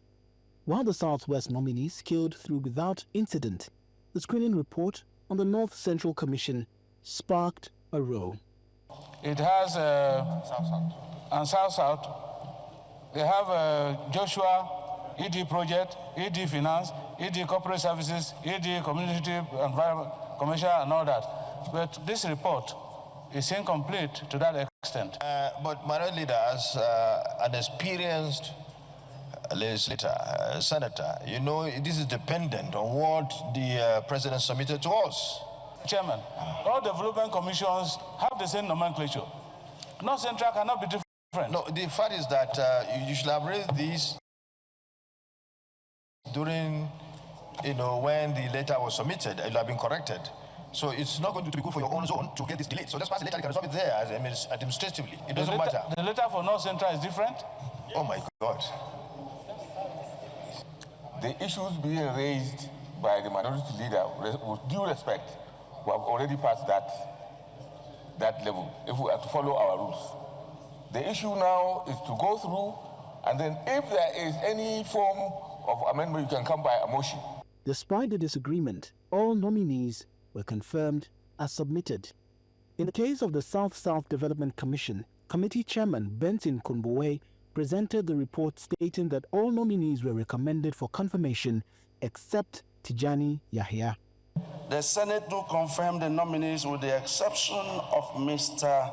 Tijani Yahya Kaura due to failure to submit required documents and appear before the committee for screening. Those that have been confirmed to my various positions in these 3 development commissions, that the appointment is called to serve our nation by Mr. President. And they should do all within their powers to make sure that they discharge their duties diligently. The Senate also approved concurrence on 4 bills passed by the House of Representatives, including the amendments to the Agricultural Research Council Act, the Federal Colleges of Education Act, and the University of Agriculture Act. Each bill passed 3rd reading after a clause-by-clause consideration. As plenary adjourned, attention will now turn to the newly confirmed boards expected to begin operations in the coming weeks. In Abuja for News Central, Saki Ibrahim. Thank you very much, Sergey Ibrahim, for bringing us the updates regarding the National Assembly. Lots of views have been... Very, very interesting development there. You nominated someone as a member of a board, of a development board, and then he refuses to show up for screening. He didn't even submit documents. He's not interested. So who put his name there in the first place? Somebody who thought he can do a great job, but then he's just like that. I mean, imagine the level of laxity, to use the word Ella. So lax in mannerism. This is what you expect from a Gen Z. Gen Z that you... Well, maybe he may have communicated. Wait, he didn't. Do we even know if he was away? If they nominated you as a member of a board of a federal parcel, it's a big deal. You'll be happy. You know, and if I don't want it, I will respectfully decline. So everyone else was confirmed, apart from Mr. Yahya, who did not submit any documents, and he didn't even show up for screening. Well, anyway, kudos to National Assembly. They've been working really hard since they came, back. It's been the 10th Assembly. Back. Yes, the 10th Assembly. A lot of work has been done. And they've also come out to tell critics that, look, the fact that we're a National Assembly and we provide oversight functions of the executive, does not mean we should always be fighting the government. So they don't like the use of that word, rubber stamp. They said we shouldn't be antagonizing each other. We agree that they shouldn't be antagonizing each other, but they also shouldn't be seen to be some sort of a bromance. It's like there's checks too much. And there's balances. And the lines are being blurred when you begin to sing the personal campaign anthem of Mr. President. On your mandate, we shall stand, led by Godswill Akpabio, the Senate President of the 10th Senate. All right, we'll now move to another story, and the House of Representatives has resolved to investigate the Nigeria Police Force over multiple allegations of corruption, abuse of office, and financial misconduct that threaten national security. This resolution followed a motion of urgent public importance raised by Ibe Osonwa, member representing Arochukwu Ohafia Federal Constituency of Abia State, Mark Esset representing Uyo Uruan, Ibesipo, Nsitatai, Federal Constituency of Akwa Ibom State, and Mohammed Jafaru, representing Agwara, Borgu Federal Constituency of Niger State. The lawmakers alleged that the Nigeria Police Force's Procurement Department awarded a contract worth about 6 billion naira for personnel uniforms to a particular firm, splitting the contract into over 60 parts, thereby violating procurement guidelines. Wow. You see, this procurement issue is how a number of organizations... That's where the corruption happens. That's where corruption happens, you know. And these are policemen. You expect them to be of that. But let's listen to what the members of the House of Reps said, and then we'll come back for analysis. Further is concerned that the Nigerian Police Force's Procurement Department reportedly awarded a contract worth 6 billion naira to Crown Nature's Nigeria Limited by splitting it into 66 separate desperate contracts in a deliberate attempt to circumvent the Public Procurement Act of 2007. The House hereby resolves to mandate the House Committee on Public Accounting to investigate the Nigerian Police Force over allegations of violation of extant financial rules and regulations, corruption, abuse of office, illegal sales of national assets, and the diversion of public funds. Those in support of this amendment, this motion as amended, should say aye. Those against should say nay. That is it. This motion is referred to the Committees on Public Accounts and Public Procurement for further legislative action. This is where the hunter becomes hunted. Yes. I think the Nigerian police force is in charge of enforcing crimes and arresting people that have fallen foul of the law. But when they're the ones that are guilty of violating the procurement ethics, who watches over the watchman? And this is, it violates the procurement, like the Honorable said. A contract was issued for 6 billion and you divide it into 60 parts. That's what you call divide the national more. You think you are wise, Mr. Sodik. If you want to read more about this, I'm going to refer to some of the statements and the reports cited here by the Nation newspaper. There have been reports of contract splitting, diversion of public funds and asset stripping. And then it was revealed that there was they circumvented the Public Procurement Act. He mentioned that there was something I saw earlier. I wanted to, yes, they said that they raised an alarm over the alleged unlawful sale of strategic police barracks, including the Garki barracks in Abuja. Sold barracks? Yes. Follow barracks in Lagos and Pompai barracks in Kano to private individuals linked to Eczema Realty Company Limited. No. Wait, now, it's not me that said it. I'm reading from what the Nation newspaper had shared. They said these sales bypassed approvals from the Infrastructure Concession Regulatory Commission. I should be able to reach out to the ICRC to come and talk to us about this. Ministry of Police Affairs and the Federal Executive Council in violation of public-private partnership guidelines. There are further allegations that talked about the award of contracts worth tens of billions of naira under the 2024 budget without the required vetting by the Federal Executive Council, the Ministerial Tenders Board, obtaining a degree of public procurement no objection certificate. Companies allegedly involved include Dexterity Development Limited, KC Construction Limited, and Strong Tower Infrastructure Limited. The lawmaker also cited the diversion of 2.9 billion naira intended for the Safe School initiative.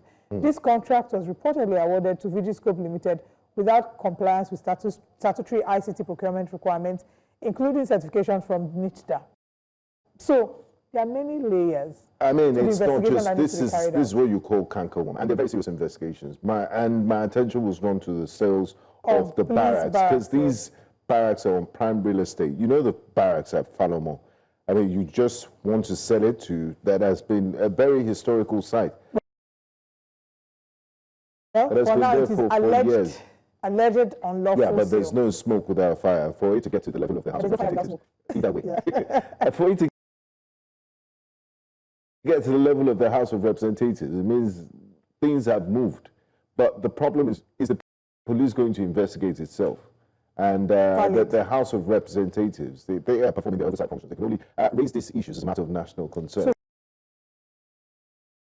who investigates the police when the police is in the spotlight for misappropriation of funds? I hope all media houses, and we will definitely stay on this case, because it's very important. You can't just do things. I mean, we don't live in a lawless society, and people should answer for gross misconduct. All right. Very interesting updates. I hope to be able to bring you more statements regarding this. Would reach out to the ICRC as well to confirm what the update is, if they were aware of these contract allocations, and if there was some circumventions that have happened in that regard. But our correspondent, Joshua Imari, is currently in Benue, and we'll connect with him to find out what the latest update is in Benue. Remember that we've been following up with the stories of insecurity in Benue State, in Plateau State. But now let's bring you updates from Benue. Good morning, Joshua. What's the latest with Benue State? Joshua, can you give us, I believe you're in the court in Abuja. Can you give us the latest update? Sorry, there was a slight mix-up there on the Yaya Bello trial, because it was a birthday of the White Lion last week, as is popularly referred to, former Governor Yaya Bello, and the presidency. I did put up this picture. Happy birthday to a man that is currently on trial, and it led to lots of public reaction. So where are we when it comes to this case, and what are you expecting to see today? Good morning to you. Good morning to you, however, Olive and Vega. So yesterday, the court ruled in favor of the defense, that is Yaya Bello, in the ongoing trial of alleged money laundering. And the court ruled that the prosecution cannot cross-examine its own witness. Earlier on, the EFCT tried cross-examining its own witness, that is the person of Nicola Ojehomo, one of the internal auditors of the American International School in Abuja. So they attempted to do that after the defense had cross-examined it, and this move was contested for by the defense attorney, saying that they cannot cross-examine that particular witness unless declaring that particular witness or hostile witness according to the evidence act. Well, previously the judge had to rule on it, and we adjourned to yesterday. The judge delivered the ruling, and the ruling favored Yaya Bello and his lawyer. This is why it favored them. The judge noted that it is out of law to cross-examine your own witness after you've done your own examination in chief. And for you to do that, you have to declare a hostile witness. However, the court actually gave them the opportunity to re-examine that particular witness. And the court gave them clear limitations to guide them in the re-examination. Now, this re-examination was going to be only to clear ambiguities that was created or maybe expatiated by the defense counsel.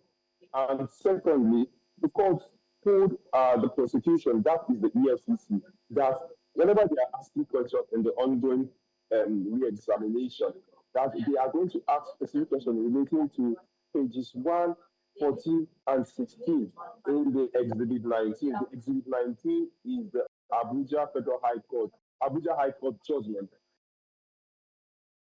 regarding the trustees of the American International School and the brother to Yaya Bello. And we got that judgment saying that the money that the school returned was not a proceed of crime. They did not establish that that particular money was a proceed of crime. So they have no legal authority to return that money back to the EFCC. Well, yesterday, the entire issue was settled, and the court ruled that they can only re-examine, and they should stick to Exhibit 19 and pages 1, 14, and 16. However, the case went forward, and they brought forth a fourth witness. That is the person of Michelle Abata. Michelle Abata is a Zenith Bank compliance officer. Michelle Abata presented a series of documents yesterday when he led the evidence in chief by the prosecution. And most of those documents were bank statements, account opening packages of 6 different accounts, and particularly one linking to the Kogi State government account. Michelle Abata testified before the court that a total number of 1.968 billion naira was released in debit from that Kogi State government account. So that is where we are, and we are expecting that the case will continue to be, and maybe the prosecution witness, that is the Zenith Bank compliance officer, will cross-examine by the defense counsel today. Thank you so much, Joshua Imarai, for that update. Very well spoken, like a lawyer. Our resident lawyer, Oliver Modi, will be very proud of you. I'm also proud of you. Thank you so much, Joshua. All right, too many stories still left. We have the newspaper front pages, but first we'll bring you breakfast headlines, but not before we share with you what's coming up next, or still to come.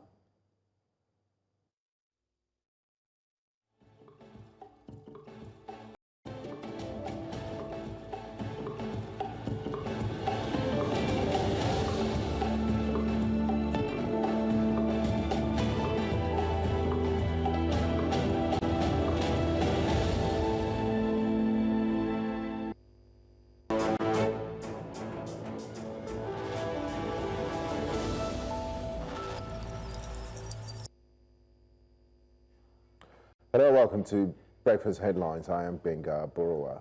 President Bola Tinubu on Thursday convened a high-level closed-door meeting at the presidential villa at Abuja with key political actors from Rivers State, including FCT Minister Nyesom Wike, suspended Governor Siminalayi Fubara, Speaker Martins Amewule, and other lawmakers. It's the first time Tinubu and Fubara have met face-to-face since the president declared a state of emergency in Rivers State on the 18th of March 2025. The declaration led to the suspension of Fubara, his deputy, and the entire House of Assembly amidst mounting insecurity and a breakdown in governance. Images from the meeting showed smiles, handshakes, and what appeared to be a warmer atmosphere, offering fresh hope that the long-running political crisis would soon be resolved and emergency rule lifted in the oil-rich Rivers State.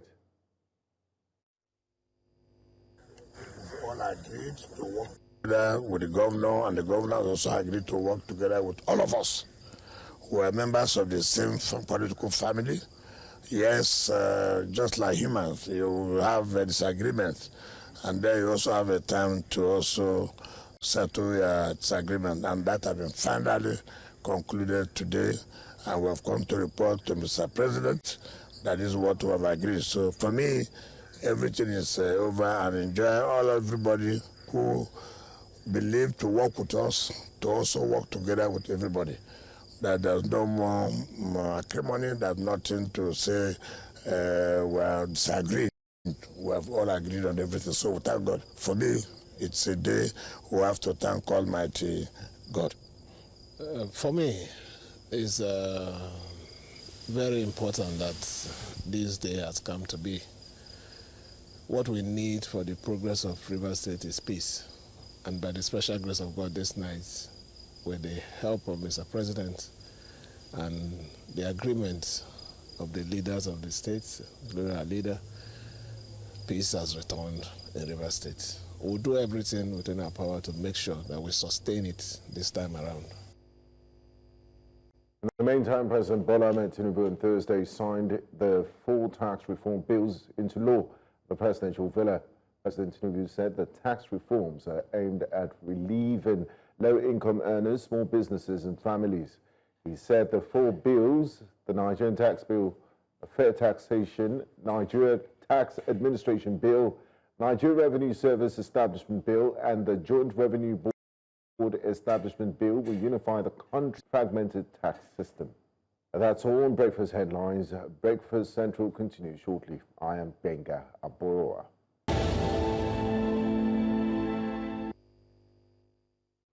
Welcome back to Breakfast Central. This morning, we're going to be looking at another conversation that focuses on African consumers and the broader African credit market. And joining us to have this conversation is Olufemi Olanikpekun, the CEO and the co-founder of Vind. Now, Vind is a fintech company that's just announced their revolutionary credit and buy now, pay later solution called Vida. It is tailored for Nigerian consumers and the broader African credit market, like I did state earlier. Good morning and welcome to the show. Good morning. Thank you for having me. So maybe first of all, congratulations on this new announcement. Give us an idea, first of all, why it was important for you to start Vida. Okay, so usually I do go out into the market, and one day I witnessed a scenario where a storekeeper had to turn back a buyer simply because that customer asked for credit, wanted to buy products, and wanted to pay in installments. Now that sale didn't happen simply because there was no stock in the shop. It happened because that seller didn't trust the buyer, right? And also that seller could not verify the credibility of the buyer. So I thought, how could we solve this problem, right? We spent the last 4 years disbursing loans to more than 314,000 consumers in Nigeria, right? Partnering with banks, and we've built a decision engine that helps us do that in an automated way and hands-free way. So we thought, oh, why don't we plug this into a system that allows people to buy products and pay later? both consumers and businesses. So we created VIDA. Absolutely amazing. Let's talk about, I mean, many people have the problem of just using all their disposable income to purchase some products, and consumers often want payment flexibility. Do you have any solutions to address this Yes. issue? So that's one of the things we considered when developing VIDA, right? One, the AI part allows people to understand how creditworthy they are. Now, looking through your bank statements and other alternative data sets, right? And then helping them know how much they can take. Now, without VIDA, a consumer would have thought, oh, I need 100,000 every month. I should be able to take 100,000 loan from a bank. Takes that loan, realize that, oh, I have to make repayments, and which means I'm not earning 100,000 every month. I have to go to another lender. It turns into a debt cycle, right? So what VIDA does is helping you crunch the numbers, helping you check all your existing loan obligations, and ensuring that you are not over-leveraged. You don't take so much that you then fall into a debt cycle, something that you can't afford, right? So the AI helps with that. It gives the consumer insights on what they need to do. In some cases, when a consumer is not eligible for credit, can then recommend getting a co-signer, right? Getting a collateral, right? But that's the power of the AI in combination with our decision engine, right? Being able to educate the borrower even before they make those decisions. It's very important. Very, very important, because what we see a number of times is there's been a surge of digital lenders. Yeah. And, you know, people are borrowing, people are earning to pay their debt. We're hearing of interest as high as 25 to 40% annually. They're publishing, I don't know, you probably have gotten a message to say, oh, so-and-so person is owing us and has refused to pay us.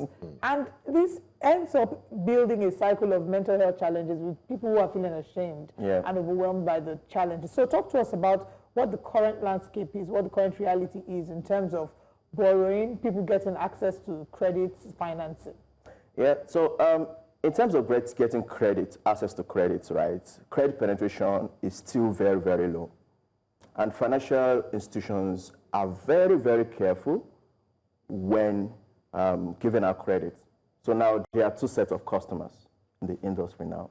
The low-risk customers, the high-risk customers. Now, the banks and everybody else, they're serving the low-risk customers. Now, they define low-risk customers as customers who you can find their record on the credit bureau, who is gainfully employed, right? Usually this falls within the SMEs and also the employed, right? The formerly employed, right? Where you can get salary history. In some cases, you can take stock of what's in the shop, right? Now, with this set of people, the banks then look at their credit history. Majority of people in Africa don't have a credit history, right? Compared to 79% of people in Latin America that have their credit history on the credit bureau, right? Less than 11%, right, of Africans has their data on the credit bureau, which makes it very, very hard for banks to serve them because it's part of the regulation. You have to check the credit bureau. Now, if somebody is a thin file, does not have enough data, that means that customer has one option: high interest lenders or fully collateralized loans, right? So what we are trying to do is create a platform that, on the other side, while we educate the consumers, we are also able to educate the banks. This is the customer you're serving. This is the credit profile. This customer has a consistent income. This customer does not exist on any credit bureau, but you can take repayments from Bank A, Bank B, Bank C, right? Fantastic. Ensuring that collection is now reliable. So that sort of safeguards the interest of, you know, the banks or the lender. Okay, so now this sounds very good on paper, the practicality of it, the vision for it. Where do you see this going? How do you hope to use this to solve problems of financial inclusion for the underserved? Yeah. And, you know, how do you hope to spread this to other parts of the How continent? do people sign up? Yeah. So today, people can sign up at mycreditprofile.me. It's a very, very easy process, and instantly they can get a credit profile. Now, for banks, they can sign up on axvida.ai, right? So that is the page where they can then assess the credit worthiness of borrowers. Now, for us, our vision is credit is a basic necessity that everybody needs access to, right? Whether we like it or not, right? So there was a time I went to London. I think that was June last year, and I tried to book an hotel. They asked me for a credit card, but in Nigeria, credit card is not a thing. It isn't. Right? So I tried my debit card, it failed. I had to pay cash. I had to look for pounds to pay, right? Now, imagine you as a Nigerian, you pay your house rent every month. Every annually. Yeah. Now, imagine you can pay monthly, simply because your landlord knows that, oh, this person is creditworthy. This person I should be able to want to buy a new car and exactly. have to labor extremely to be able to get that. If you are a taxi driver, you should be able to buy fuel, right, and pay at the end of the day. Right. Okay, so, there's more to this. How can people get information? The website you want to share? Yes, www.mycreditprofile.me. All right. Right, and then for lenders, that's banks, financial institutions, axvida.ai. Is it an app? It's a website. Okay, brilliant. Thank you so much. Thank you so much for joining us this morning. And we look forward to, seeing the developments and the improvements that this will bring in terms of credit accessibility and financial inclusion also. Financial inclusion. I think these are important conversations to have. Just last night I was researching a car that I really liked, and I said, well, my current situation and this car, they are not really matching. But with situations and solutions like this. Yes, they will use AI to track your credit worthiness. And see that I'm not on any basis. Exactly, and then next week you roll into Wemco Road with a Jeep. Right? Thank you so much for joining us. All right, thank you very much. Thank you. All right, now let's bring you the newspapers and to share with you what the front pages are saying. Stay with us.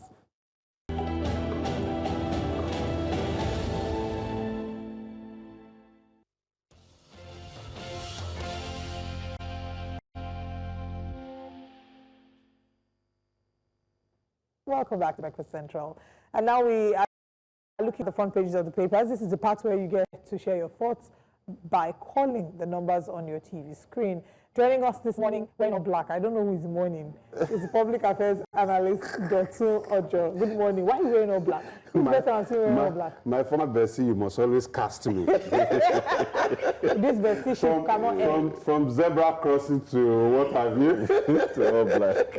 You must have something to say. Good morning. It's a pleasure I've been feeling extremely cold since yesterday because of the weather yesterday and all of that. Oh, so sorry. I can't sleep without the AC on. That also complicated the matter and all of that. No wonder you are this fresh. Exactly, which man problem? Which man problem? It's because of him they sang that song. It's so cold outside.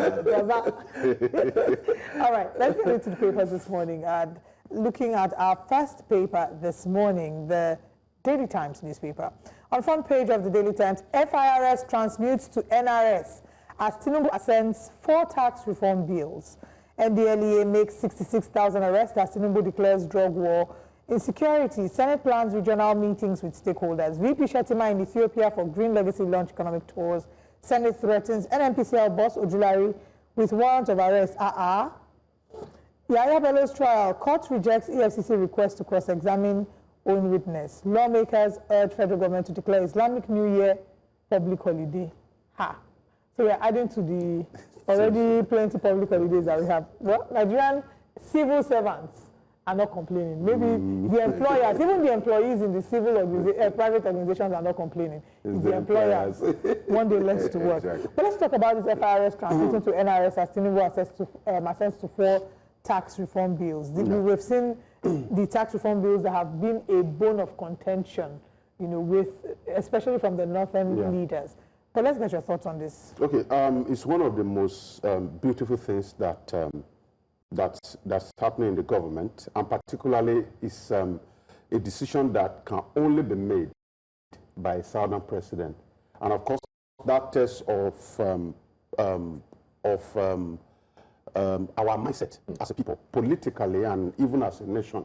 Nigeria is one of the most complex nations to govern. You talk about the extremism that is involved in our religious involvement.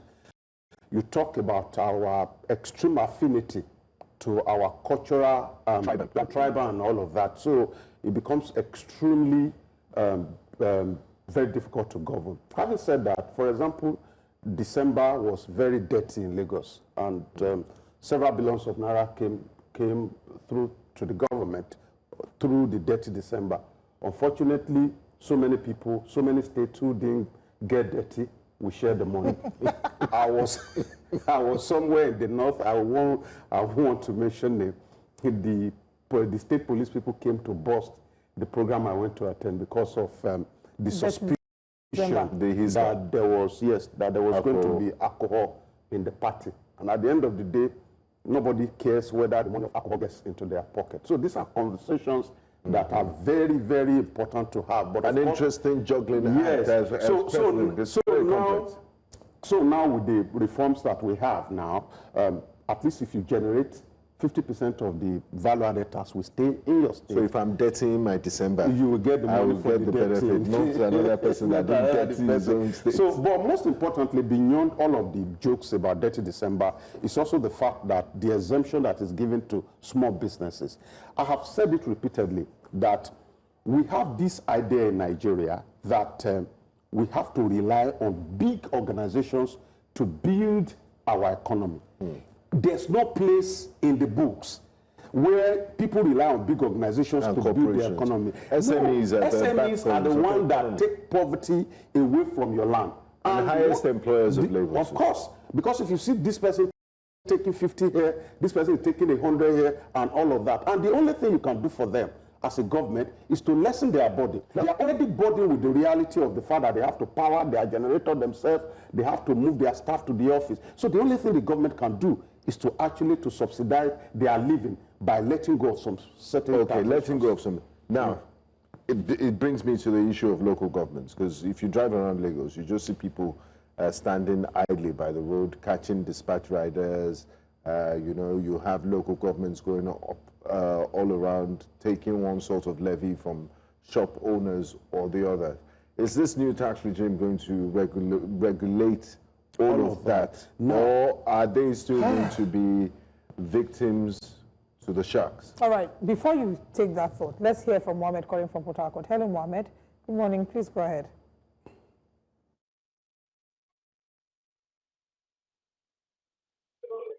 Hello, good morning.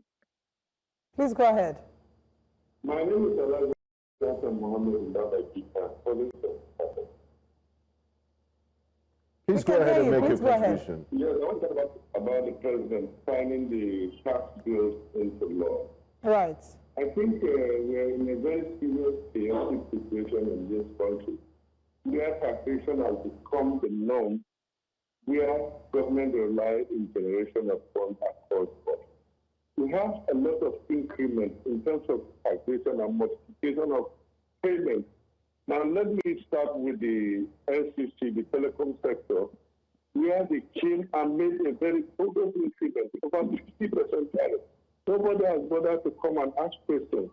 We have here a situation where the DSTV and other persons came to make increments, where the Consumer Protection Council has never come to the rescue of the people.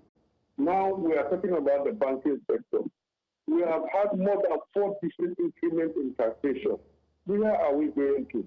Why are we looking at where you tax the poor is downfeeding to feed the part rich in the country? We have many areas to make money in this country as a people.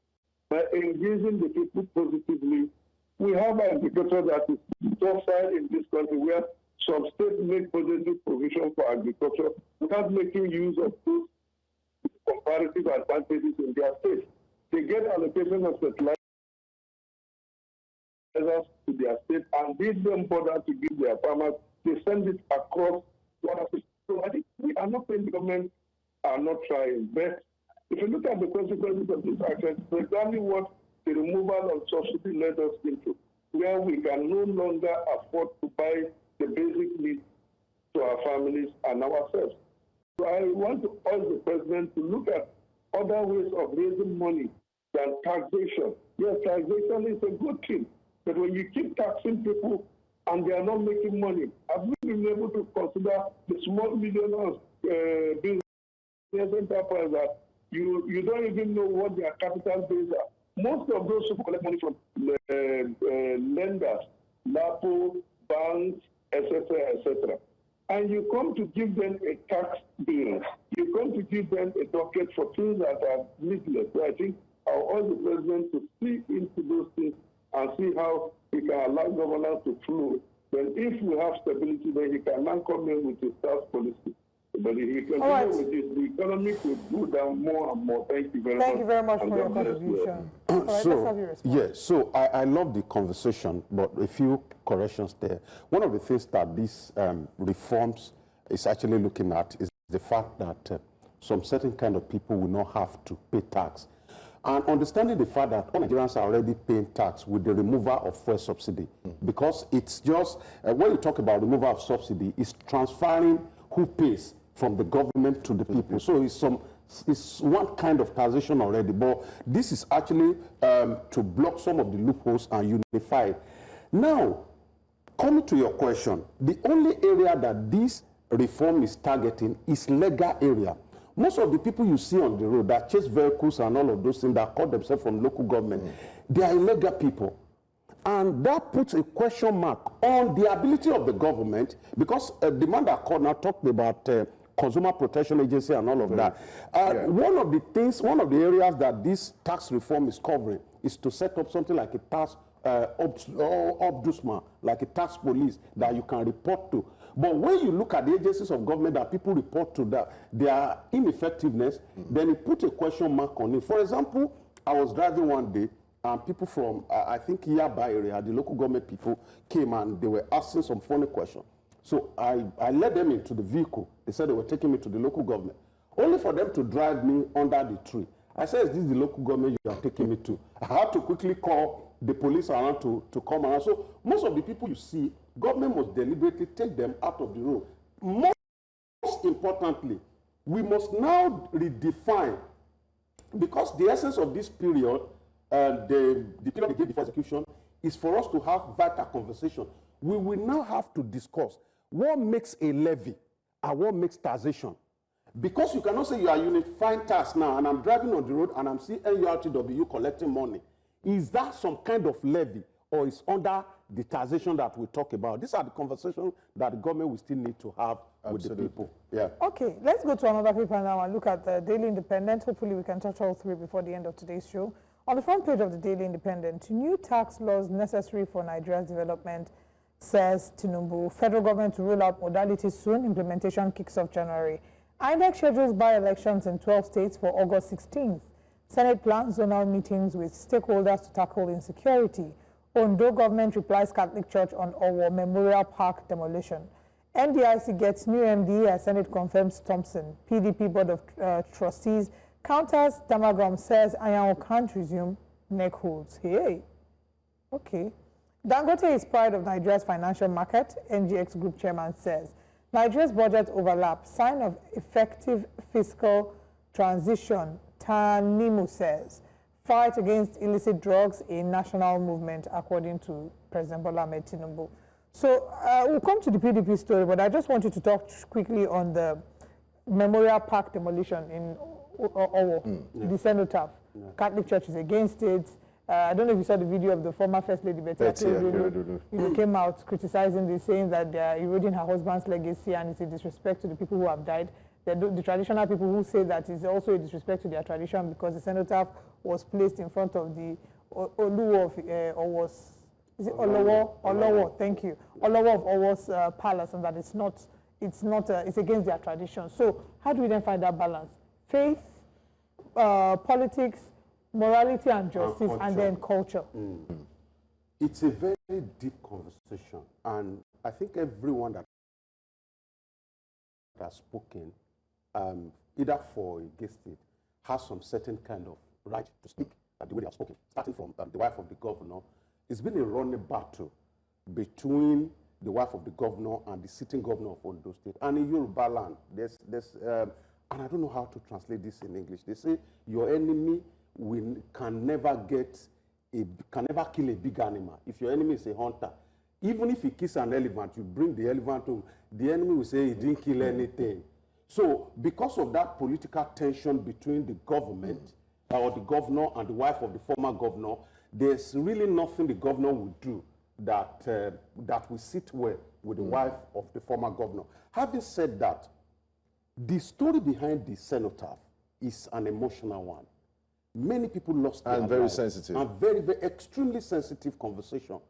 Unfortunately, the people that died actually will not be concerned about what your cultural practices are.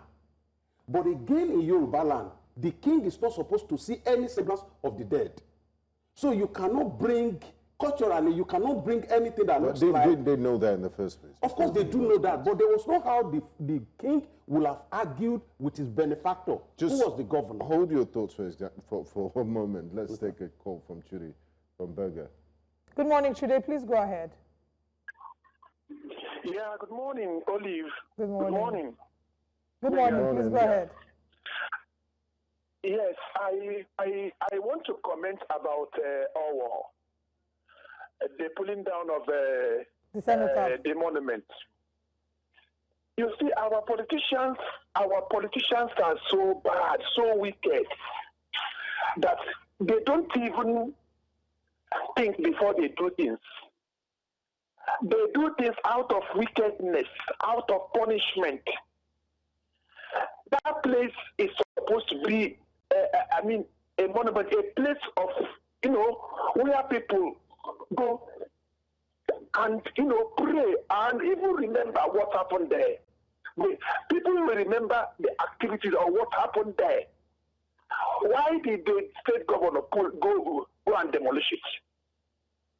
Of what use? The money spent there is government money, public money. Is it not a wastage? So what is his benefit? What does he derive? So when the woman cried out or mentioned it, I know. You and I know that even in Nigeria today, we are in the other papers, you see this brother's property was demolished in Lagos. It's an act of wickedness. But people do these things because of how they hate you. All right. Talk about, all right, actually, I have to interject on this point because we're trying to work within a limited time, but I think we get the point you're trying to make. Thank you so much for calling. I want to just highlight something that he said, because in response to this, the government of Ondo State, the governor had talked about how it's a land ownership issue, that the land originally belonged to the Olowo of Owo. And, there was an issue of revocation of ownership, but they had transferred ownership back to the Olowo of Owo. And the owners of the land decided they no longer wanted the cenotaph. That does not in any way take away the fact that there's an emotional or immoral aspect to this. Yeah. But it is not the government that did it. I just wanted to point that out. I just want us to clear our emotion about this thing. It's a very sensitive issue. But the Ondo State government has not done any wrong in all of this. What happened is that the sitting Olowo now, the former governor of Ondo State, is his greatest benefactor. He made him a permanent secretary in the ministry. And from there, he moved to install him as the king of Owo. So when the governor, and our former governor was an extremely stubborn guy, when the former governor pointed that I was going to use that place, there was nothing they could say. There was nothing they could really say because they were looking at him. And don't forget that the former governor is also from Owo. So there are a lot of things that happened behind the scene, and it's very easy for us to actually condemn the government. But on this one, the Ondo State government has not done anything wrong, except the fact that it's a really sensitive matter that should have been approached with caution, not just that you just take, what's it called, caterpillar to or you build the new one first. So now there's even another one. People are not even aware. Within the premise of the church, there's a cenotaph to remember the memory of those people that were killed. There was an existing one. No, was it not by the church? So, again, I agree with you that we should take away emotion and sentiment. There are many things. First of all, to highlight, I need to look for that release, that press release, where the government said that they're not the one that demolished it. They're saying that it was the Owo, the Olowo of Owo, the owners of the land. The owners of the land, not them, that the government. Right. So, just to mention that, but also to say that I think it's important that that cenotaph is there. I know a friend who was personally affected by this. Both her parents, our friend, her mother and her father were in the church and they were killed. So it's a painful thing. I also referenced going to Asaba and seeing the cenotaph in Asaba at Ogbosowe quarters and being able to see names there. I took pictures and I posted on my social media. And people were saying, oh, that's my grandfather. Oh, that's my grand uncle. There are people who you go there and it's a symbol or an opportunity for you to be able to mourn. Having lost someone, I remember one of my greatest regrets, because my father died when I was much younger. I've only been to my father's graveside once. And one of the things I regret the most was not being old enough to have been able, it was family decision and all the drama that happens in Nigerian families, but not having somewhere that I can go to and just sit by my father's grave. Right. So beyond the grave, just even having that memorial, that it serves as some form of a comfort. Yes, and that is the wisdom we talk about at the government. I say but. The only but in all of this is that they didn't deploy enough wisdom. The wisdom will have been, okay, the owner of this land say this. Let us rebuild somewhere before we even think of demolition. Yes, so appeal to them that, please, don't demolish it here too. Just give us like another 1 month to build something somewhere else. That's just the only thing that they should have done. And she shouldn't have called him Baby King or however. No, Madam has always seen, if you go to his Facebook page, and that's why social media creates an impression that everything can be said without repercussion. It's a lie. If you go, yes, there's consequences. If you go to Madam's Facebook page, she's the first lady in Ondo State to be replying people and cursing them back. People will say, once you apply to be the leader of the people, there are a lot of things you will see. But emotional intelligence just says that you will not say everything. See, Olowo of Owo is one of the most paramount rulers in Africa. He has the largest palace in the entire world. So these are some of the things that you just... Even if he was not the Olowo of Owo, even if he was a smaller king, everybody is deserving of respect, regardless of your social standing or your authority. And also because there's been she's been a huge controversial figure. And it's because of her that, people are, I think it stirred a lot of conversations about intertribal marriages, right? In fact, should I shock you? It got to a point that people began on the street of Ondo State to profile people on the kind of wife they married. Oh, this one that is running for Senate, where is the wife from? One man, one person. And I don't agree with that. I totally disagree with that. But because, see, when you can be a good person in Nigeria, when your leader is a bad person, everybody sees you as a bad person. Because your leader is the projector of your character and your competence. That's exactly what has happened here. Now, let's take a look at the Guardian newspaper. Let's rush through it before we wrap up on the segment. That big top story is a big one. Yes, how erratic supply. Short charges banned 8 households and industries. Look at that graphic. See the man, the caricature. There's a cartoon there that tells the story in picture form. Look at the bills choking him like a ribbon. And the three... And he's not getting... Look at the 3 people, NERC, the disco, and someone in the middle that looks like government. And saying you should use the generator to supplement our supply or go to court to Jerry. Yeah. There's also slams federal government alleges bid to divert Austrian local government allocation. We have strengthened the ICRC as an engine room for infrastructure revolution, says Tinubu. Use presidential power to restructure Nigeria, create state police, Afenifere tells Tinubu. Senate turns heat on NNCPL over 210 trillion audit mess. Hey, that's a large amount of money. We always hear the heat and the sensationalism, but no one is arrested and we never see the end of the case. PDP BOT opposes Anyanwu's reinstatement as court sets September 22 for National Secretary dispute. So that issue has not been rested. You should probably react to that. Yes. Okay, so PDP is, it's unfortunate that they will come back to blame President Tinubu when you cannot put your house in order.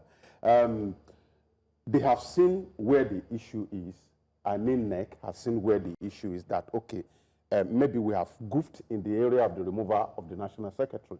And of course, there's undertone, is Wike's boy, and we must take him out at all costs and all of that. But now for there to be a headway, I don't know whether you were said the other time we discussed this, and I said to them that INEC, in fact, when you do gubernatorial primaries in a state, let's say in Lagos State, INEC will rely on your national, whatever the national writes to them, to take action. And usually, many of the political parties, it's the national secretary that must sign. So any correspondence that is coming from any political party, from majority of political parties, not usually all of them, to INEC must be signed by the national secretary of such a party. So in this case now, once you have crisis surrounding the office of your national secretary, you actually have a crisis surrounding your party. Now for the BOT to have come to say, oh, what they did is wrong, now they will also further put the PDP in crisis. And that means that PDP may not be in a good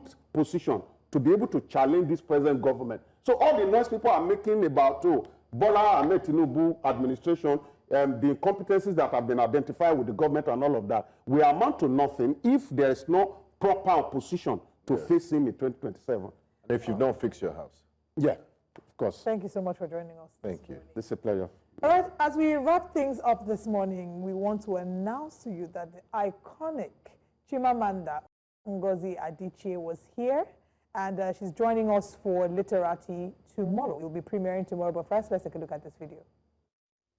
In thinking about feminism, right, and obviously for me it's about women because that's the problem. It's women who've been excluded, and so if we want to solve the problem, women have to be at the center of things. But men also matter. My parents leave us, and just in the most really devastating way, and everything really just shifted for me. I changed, and I think navigating grief as I did and changing also made me think of literature in a different way. And someone asked me a question, and I said, I don't know. And afterwards, he said to me, how can you say you don't know? Even if you don't know, just say something. And I was so struck by that. And I said to him, but I don't know. And, you know, we need to learn, because I think in some ways it is in fact a strength. If you acknowledge that you don't know something, then perhaps you will learn it. Why did you have to come for Nigerian women and how we dress and look now? Somebody cannot write novel again.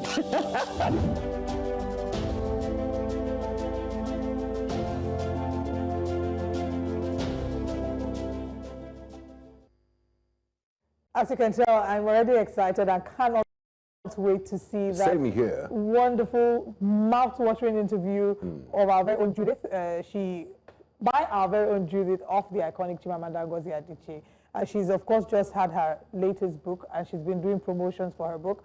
But it was great to see her come back into the world of storytelling, and also just so many iconic things about Chimamanda, really. I'm a fangirl. Anyone that knows me knows I'm a Chimamanda fangirl. And I look forward to it. She's amazing. I also look forward to watching. One of my favorite Chimamanda quotes is never to admire quietly, right? To never admire quietly. That if you see something you like about someone, say it out. And that's something that she does. She sees something similar she to likes. giving people their flowers. Absolutely. Yeah, because you never know. All right. So congratulations once again to the Chimamanda Ngozi Adichie on her latest book, Dream Count, the Odeluwa of Africa. And congratulations to her. We look forward to the interview tomorrow. And Judith, well done on doing an excellent job. This is where we draw the curtain today. Thank you for joining us on Breakfast Central. We'll be back again on Monday. But remember that there's Breakfast Extra tomorrow morning. And on the 28th of this month, that is, of course, at 4 p.m., NC Literati premieres with the interview of Chimamanda Ngozi Adichie.